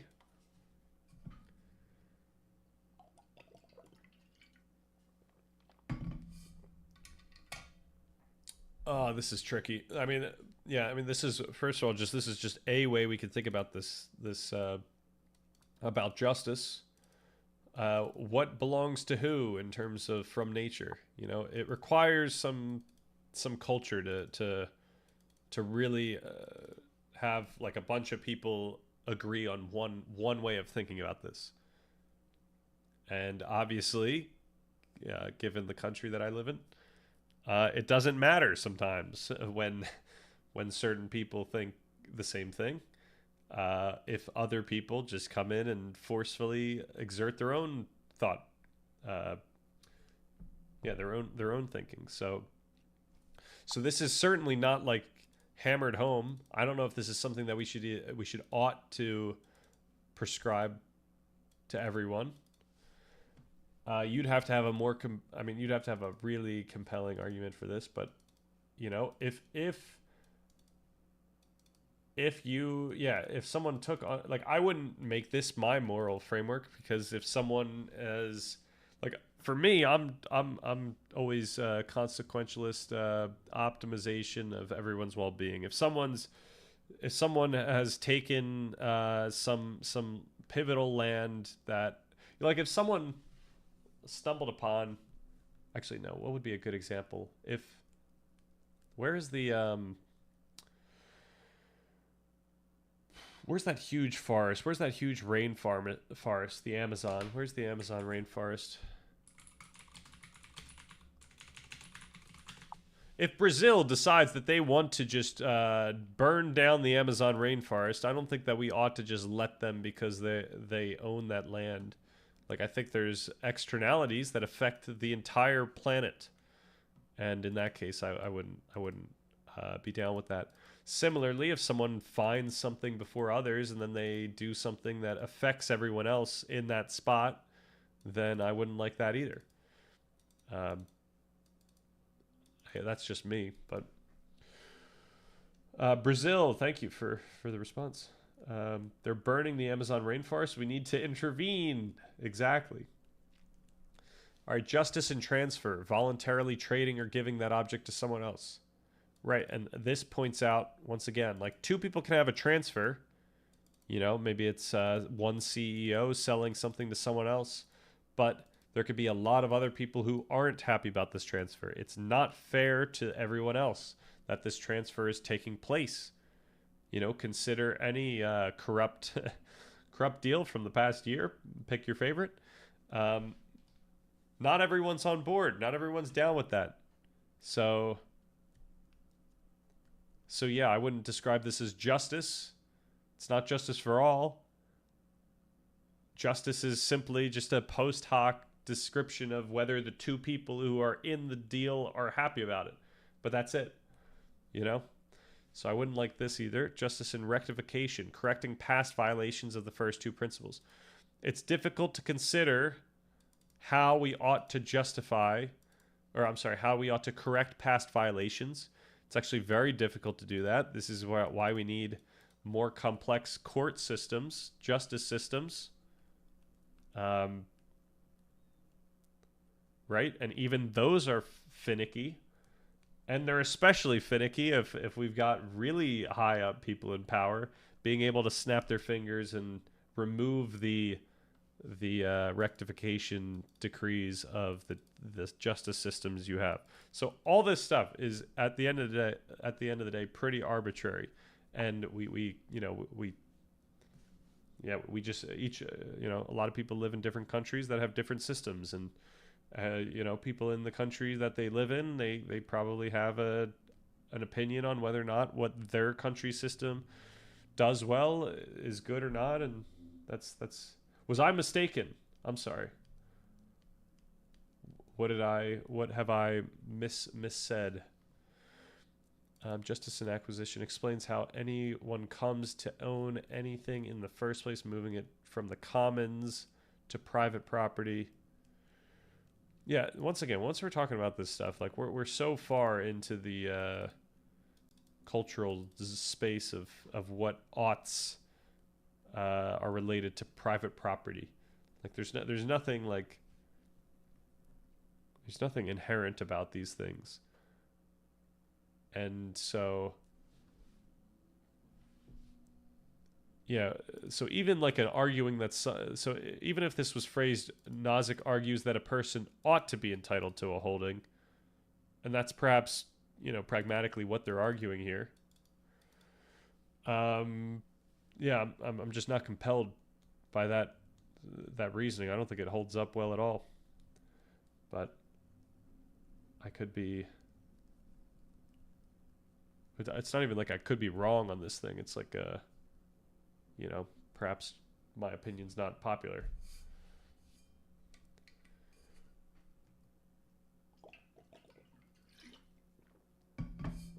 The whole point I'm making is that people have opinions on what is just, and we arrive at, you know, 10 commandments or laws based on that stuff. And as Jordan Peterson points it out, we kind of we see what works and then we codify into laws. And these laws have been developed over time to further hone in on what seems to work.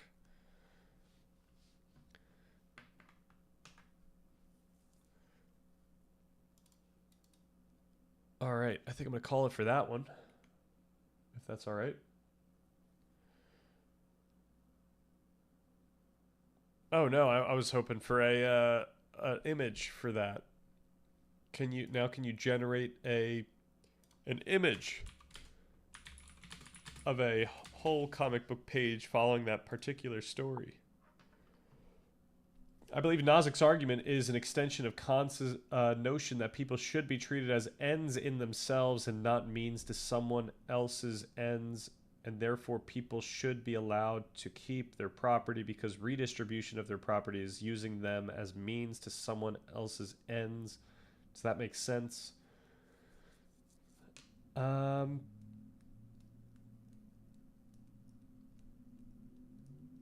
Should be treated as ends in themselves and not means to someone else's ends. Should not be treated as such. That's just another weird way to interpret things. In you know, if you were looking at me and a friend, let's just say you saw me talking to a friend.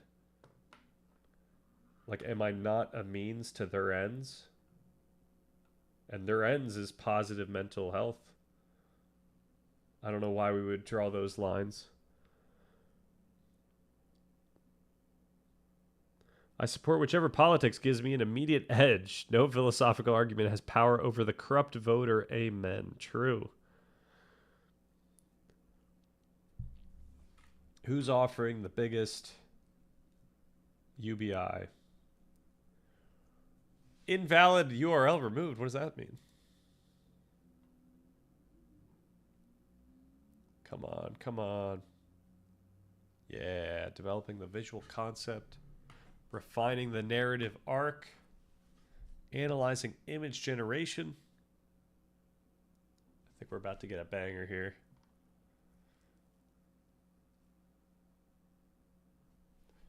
Yeah, the point being that it's very ambiguous as what it means for a means and what it means, what ends and means mean. Like these are all culturally contingent concepts that have rely on our history and our country's history, etc. All right, here's the rationale for the image. There's no image. Oh, can you now generate the image? Image. That's genius. Just write image all caps. Why the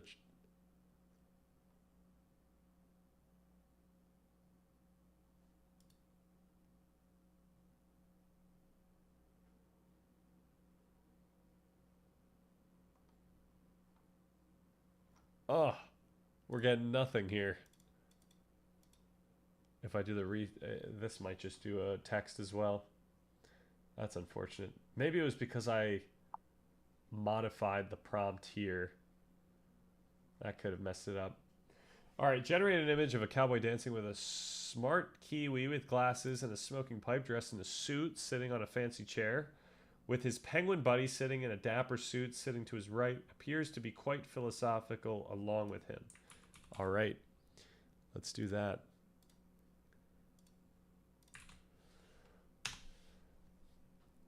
I think it's gonna nail it. I think we got ourselves a thumbnail here. All right. Is there anything that we can talk about in the meantime?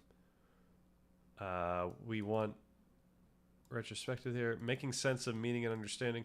I think that we should actually just make more palatable videos based off of part 1 content. Now that we have a small audience, we might as well just start giving our stuff out. Build a series of questions to ask other content creators in the space. I kind of already did it. What should be included in the document? Where are the communities that we should check out? That's kind of done. Read through the brain that changes itself. Highlights. We have to do that on stream at some point. But when? Let's put that in the calendar at the brain that changes itself. Maybe that's that's next week, Monday.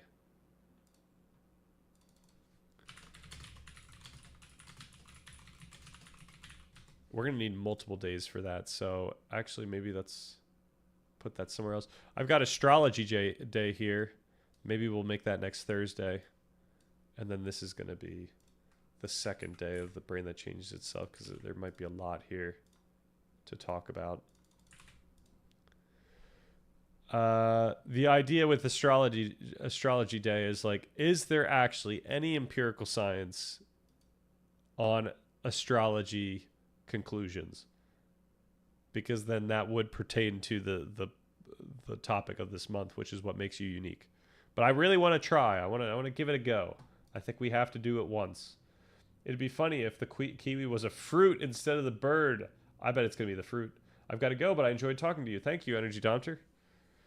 Thank you for the discussion. And enjoy the rest of your day. All right, are we ready for this thing? What is happening? Oh, we got it. Look at this. This is incredible.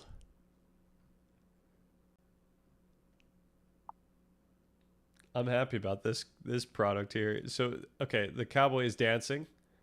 The kiwis. Whoa, does the kiwi have glasses? The kiwi does have glasses. It's far up on its snoot. I don't know if this is if kiwis have snouts or if it's just beaks, but I'm gonna call it a snoot.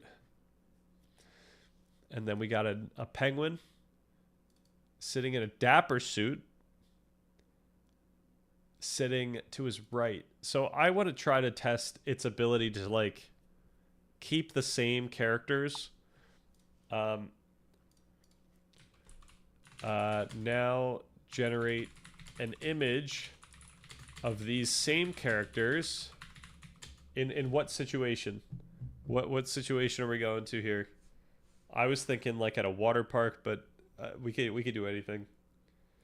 We could put them on the moon. I don't know if can we generate celebrities? Can we put them talking on a podcast with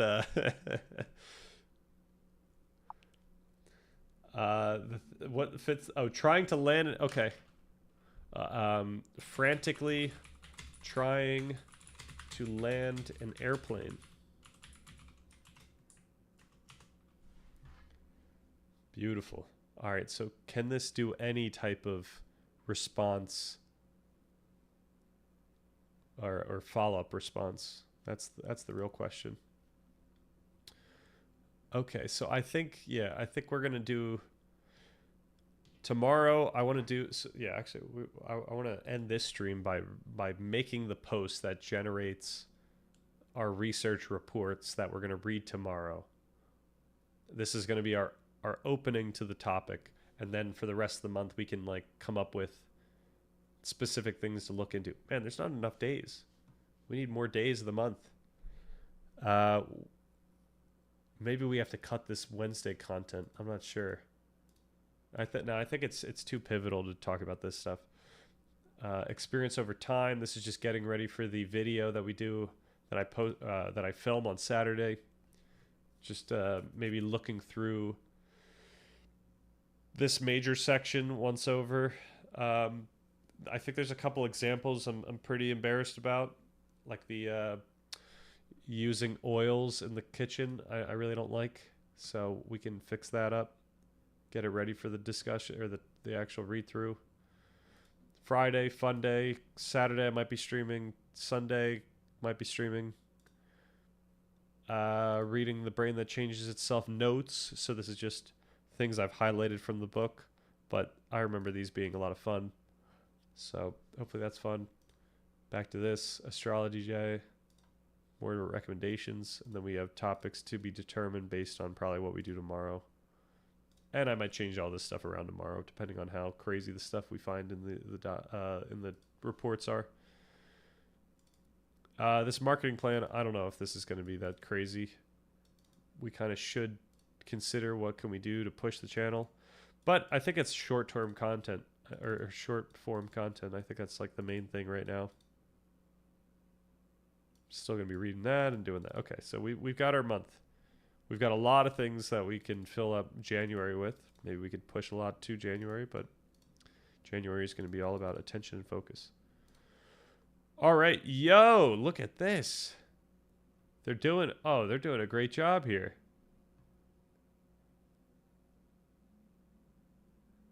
Yeah, I don't quite understand what's happening, but this is crazy. the beak to pipe. What? I'm gonna make this a show. This is crazy, yeah. This is kind of frantic. So that this person, yeah, this is exactly how the ChatGPT discussion went. It was someone's talking to, I forget what the acronym it was, but the control center, looking at a map, I guess. We've got our pilot. I don't remember who was the controller though. And yeah, we need more people in the back. Can you generate one where the Kiwi is talking to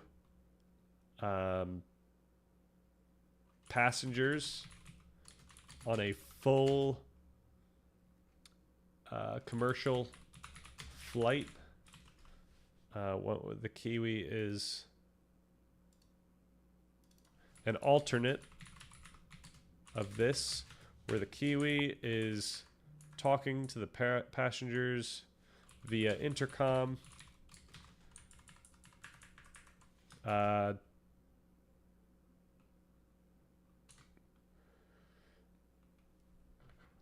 like how the Kiwi has a tweed suit. What is that describing? Is that like the type of material here?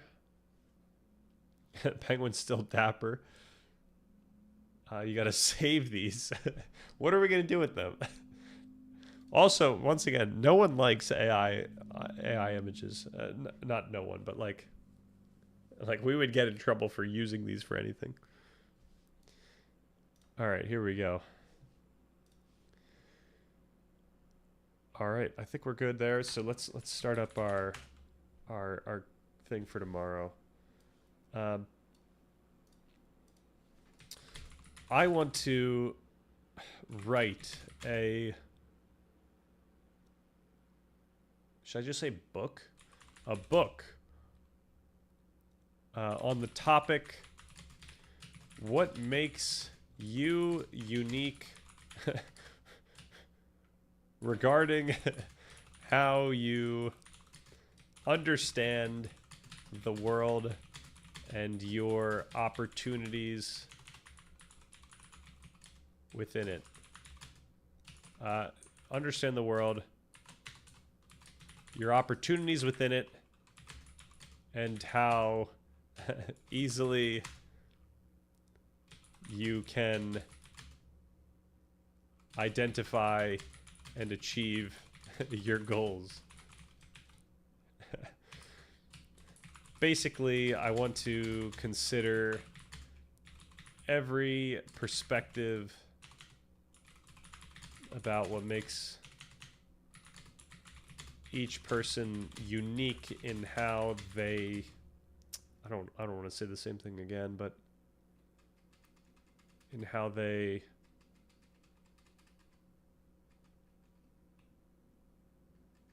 identify.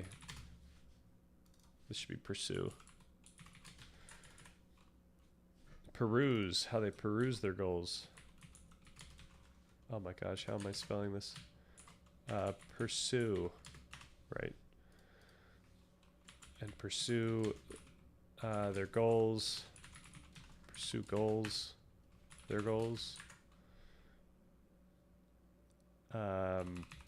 Ranging from nature to nurture. From all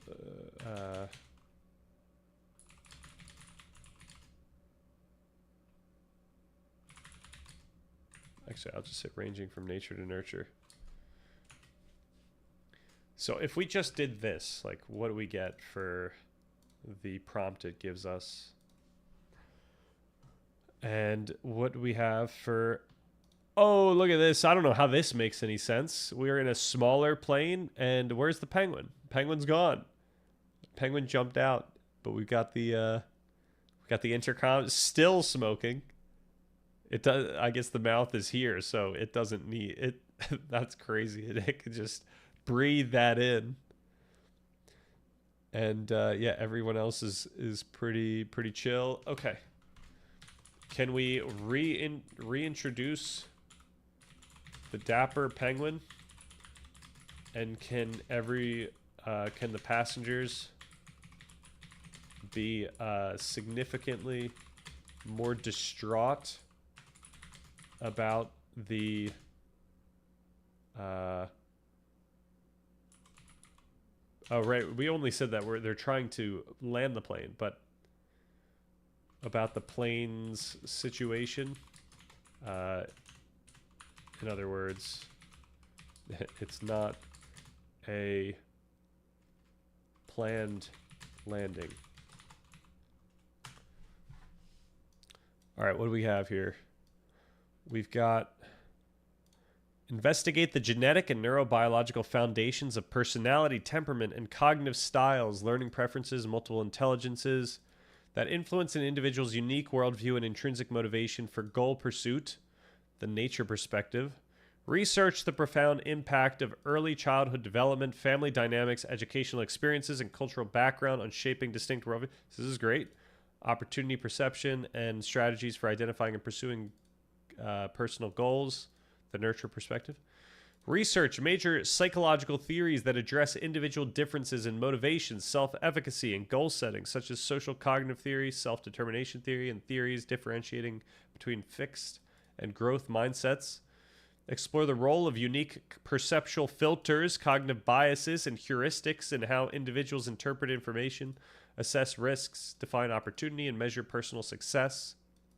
Examine sociological and economic research on how systemic factors, including socioeconomic status, geographical location, and access to specific resources, create distinct and often unequal opportunity landscape that interact with individual uniqueness. Investigate philosophical and existential viewpoints concerning human agency, self-creation, and the meaning of personal purpose and goal fulfillment, focusing on how different life philosophies inform goal identification. Analyze case studies, both historical and contemporary, illustrating how unique combinations of nature and nurture factors led individuals to successfully identify and pursue unconventional or highly specific goals, or what challenges block their efforts. Okay, so we don't care about 7 here. 8, find and analyze books and academic works that cover similar topics of human potential. Okay, we do want 8. We don't want, okay, I don't need 7. Everything else looks great.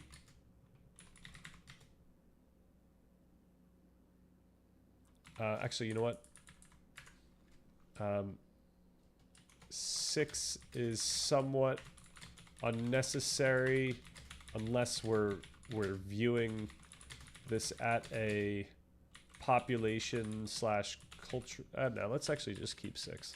I think this should be interesting enough. Everything else looks great. Perhaps, if anything, more direction akin to 8 on resources that I should look into. And why does it say fast? I feel like we want this. Oh, it's because I'm not even... Oh, I'm not even logged into the right one. All right, we have to redo it. I'm supposed to be on this guy.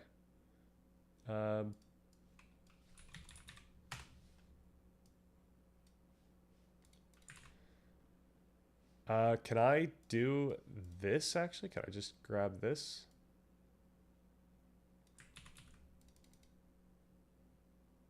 And then get rid of 7 myself.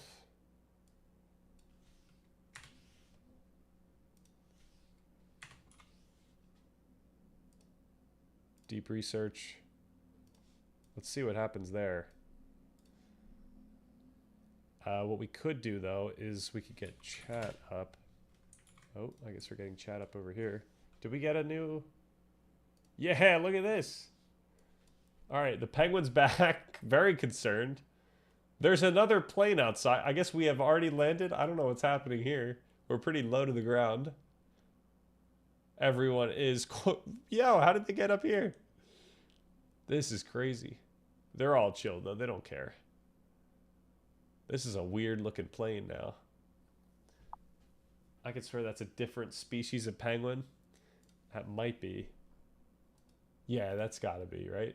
Yeah, that is. Yeah, yeah. It's a different whiteness shape here. Were these the same? Yeah, these were exactly the same. We lost it. And I don't even think this is as dapper, you know? But regardless, it's a good bit. All right, we need to get this ready to go. Here's the plan I put together. Let me know if there's any changes that we need. Did this modify the... Oh, man. This had significantly reduced...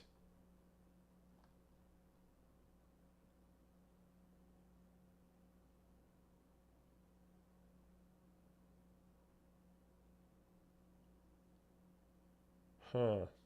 Wonder if we should just start from scratch here.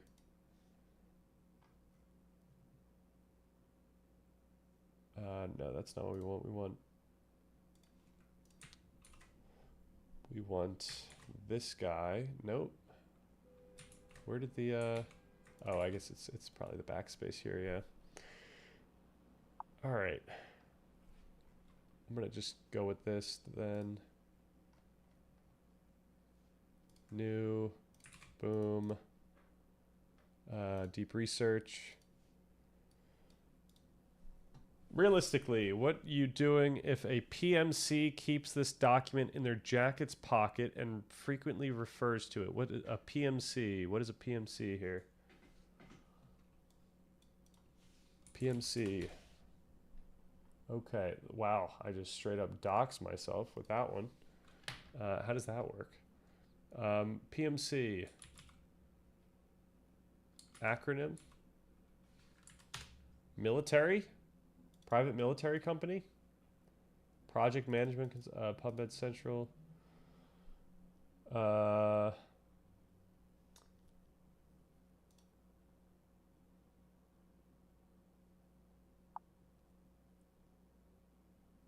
the oil fields. As a thank you tour. Who are we talking about here? 300,000 in cash. It depends on what this PMC is. I don't know what a PMC is.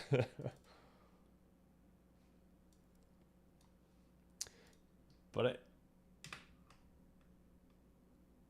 yeah, once again though, I don't know if we should be taking the the big allotments of money. Like I feel like that puts us into maybe a private military contractor. Yeah, I don't know. We might be getting into some trouble there. Who else would have oil fields and 300,000 in cash? That's a good point. But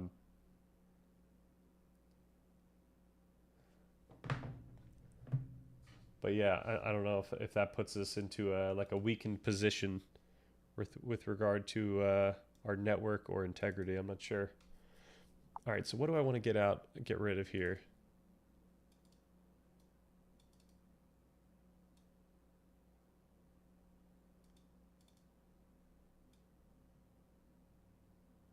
Oh man, this is a lot of different stuff. Okay, so maybe we should just do all of it. Could we get the... No, I think we're missing one there. Okay, this is the one where I gave it all of the stuff, right?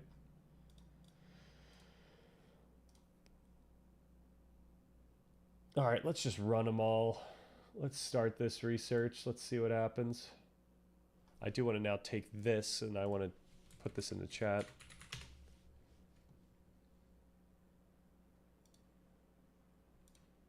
Deep research, let's go with that. Okay. To help me support your research, could you clarify a few things? Are you aiming for a scientific, philosophical, self-help, or narrative tone? I'm looking for a mix between scientific and self-help. Should the research prioritize specific disciplines? I want the disciplines to be as comprehensive as this topic demands. Would you like examples or case studies of how individuals differ in goals? I don't want case studies.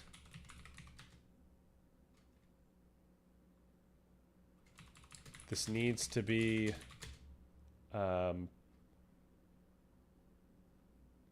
useful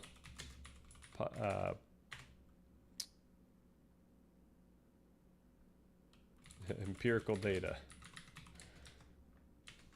and robust. Actually, I'll just say that. Are you also interested in cultural or historical perspectives on uniqueness? I am not interested in cultural or historical perspectives on uniqueness / ambition unless we can clearly see cultural effects, cultural perspective effects on thought / goals.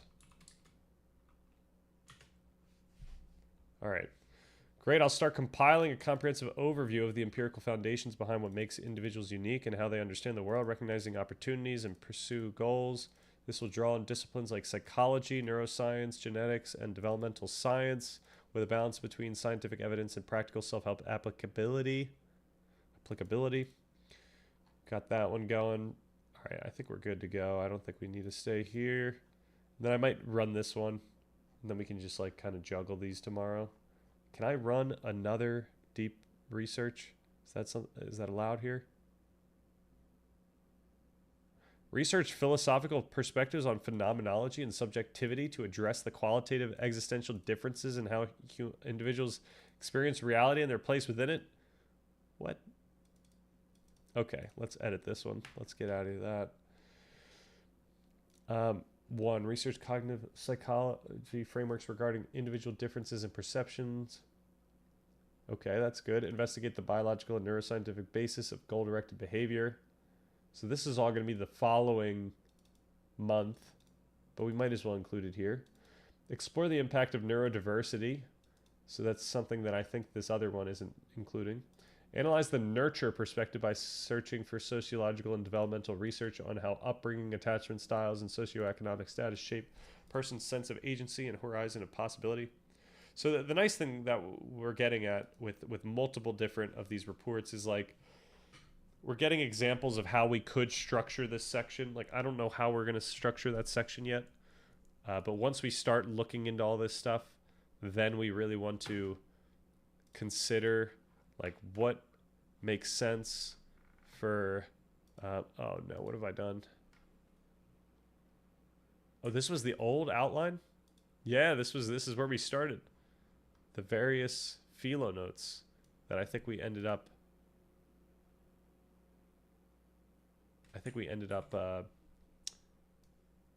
adding that all to the initial document. All right, could we get a new one of these?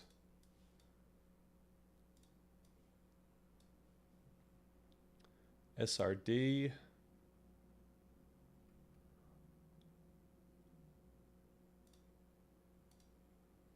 Part 2. We'll work on the prologue later.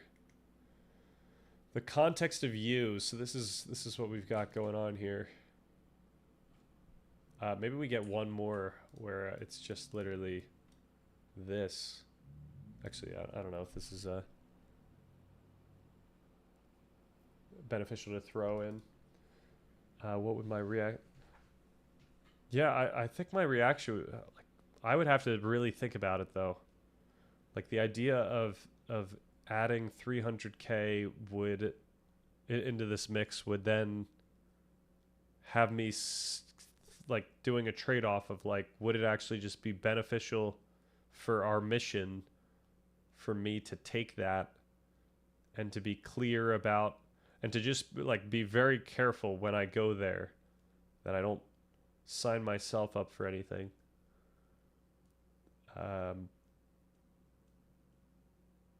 And then take all my, then use that to quit my job and work on this stuff full time. All right, introduction possibility. But I'm talking about the PMC using all of these ideas and the document. So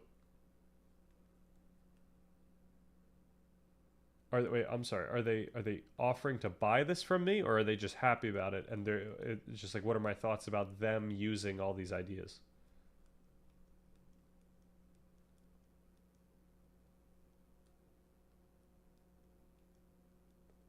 Because the downside is, the bummer is that we haven't done part 3 yet. So the fact that we're doing part 3 after part 2 is perhaps a little careless. Because people can leverage this stuff in any way. No, they just find it as a major source of inspiration, promoted, etc. Well, chances are, if they're interested in this material and they're not just like reading the document, but they're actually like engaging with the content that I make, then hopefully they get like a semblance of the morality that I inherently push on this channel. And hopefully that is like a good sign. Hopefully. Now, if they're just using the document to min-max their own, military operations, then yeah, that I would be thinking a little differently about what we're doing here, and perhaps considering like, okay, maybe we should do a whole month right now on morality, and just make sure that is prominent. Like perhaps we should just start talking about morality. Though I think like the fact that we're putting good care into the context of you,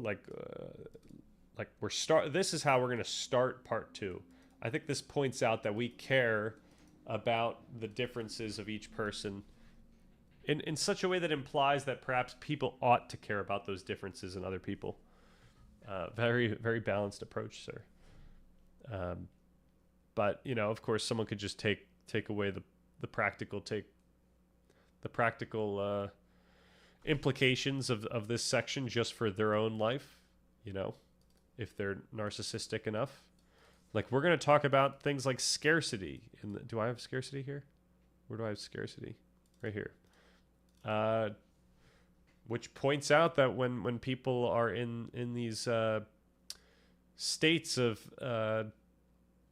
feeling like they are in a hole, they're unable to focus on other like a lot of other things in their life that a lot of people just take for granted. I think the data shows that their IQ literally drops significantly, and once they get out of scarcity, it goes back to their baseline. Just knowing these things now allows us to empathize with other people's situations in the world. Yeah, hopefully reading through this type of section gives you some sense of, hey, maybe fairness is a little more ambiguous, as we discussed earlier in this stream. So, yeah. Okay, so what changes do we want to make here? We are up to like explore the roles of unique perceptual filters, cognitive biases, and heuristics in how individuals interpret information. So this type of thing, I think it's fine, even though this isn't what we want to have in this section necessarily. Like we want to go into the heuristics and stuff, in like the this internal competing drive section, which I'll probably change the name because this is a terrible name. I think it's good to have it all within the same type of context of like, hey, this is something that, everyone deals with at some level, but people deal with at different levels. So I think perhaps this is a good way to open these topics up. Examine sociological and economic research on how systemic factors, including, socioeconomic status, geographical location, and access to specific resources create distinct and often unequal opportunity landscapes that interact with individual uniqueness. Then we got philosophical. Okay, so I only want to remove number 6 because number 6 is what we did part 1 about. We in part 1 we kind of investigate philosophical and existential viewpoints concerning human agency. Actually, you know what? Now, maybe we want to just throw this in there, keep it in there just to see what it comes up with. Analyze case studies. We want to just get rid of the case studies. Can we just get rid of 7? I don't want anecdotes.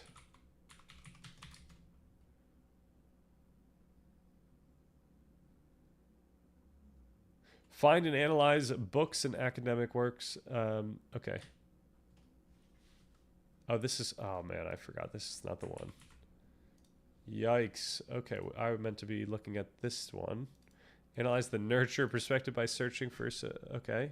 Search for theories related to opportunity recognition and entrepreneurial alertness to understand the cognitive mechanisms that allow specific individuals to identify potential goals where others see none.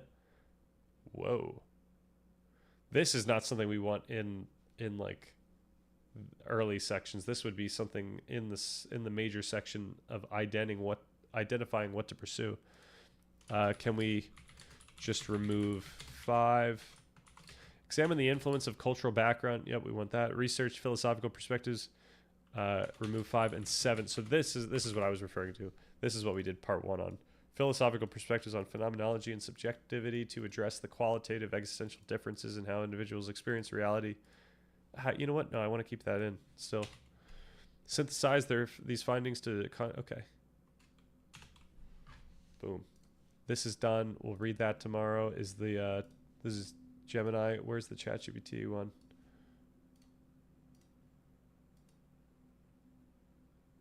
Do we get rid of it? We've got this one. We've got this one. What happened to ChatGPT? Oh, it's right here. Book writing guidance. Oh, we got an update. Synthesize these findings in contrast to contrast fixed biological traits. Oh, we got another one. Synthesize these findings. Okay. Edit plan. Can we just add one more section on further resources that cover all or a subset of these topics? In other words, what should I research if I want to write research for my book? I'll just say.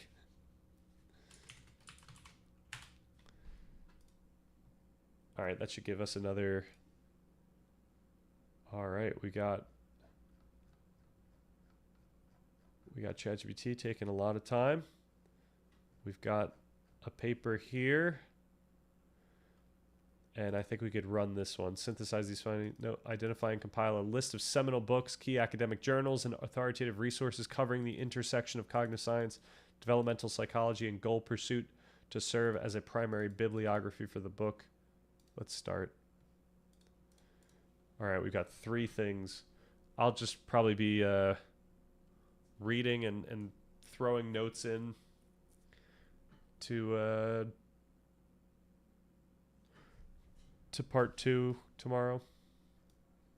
Kind of excited, but it could be a lot of work here. All right, let's get rid of that. Then I'm probably calling it for today. After we see that this is... Actually, I could probably just call it right now. These things are just going to run. Nice.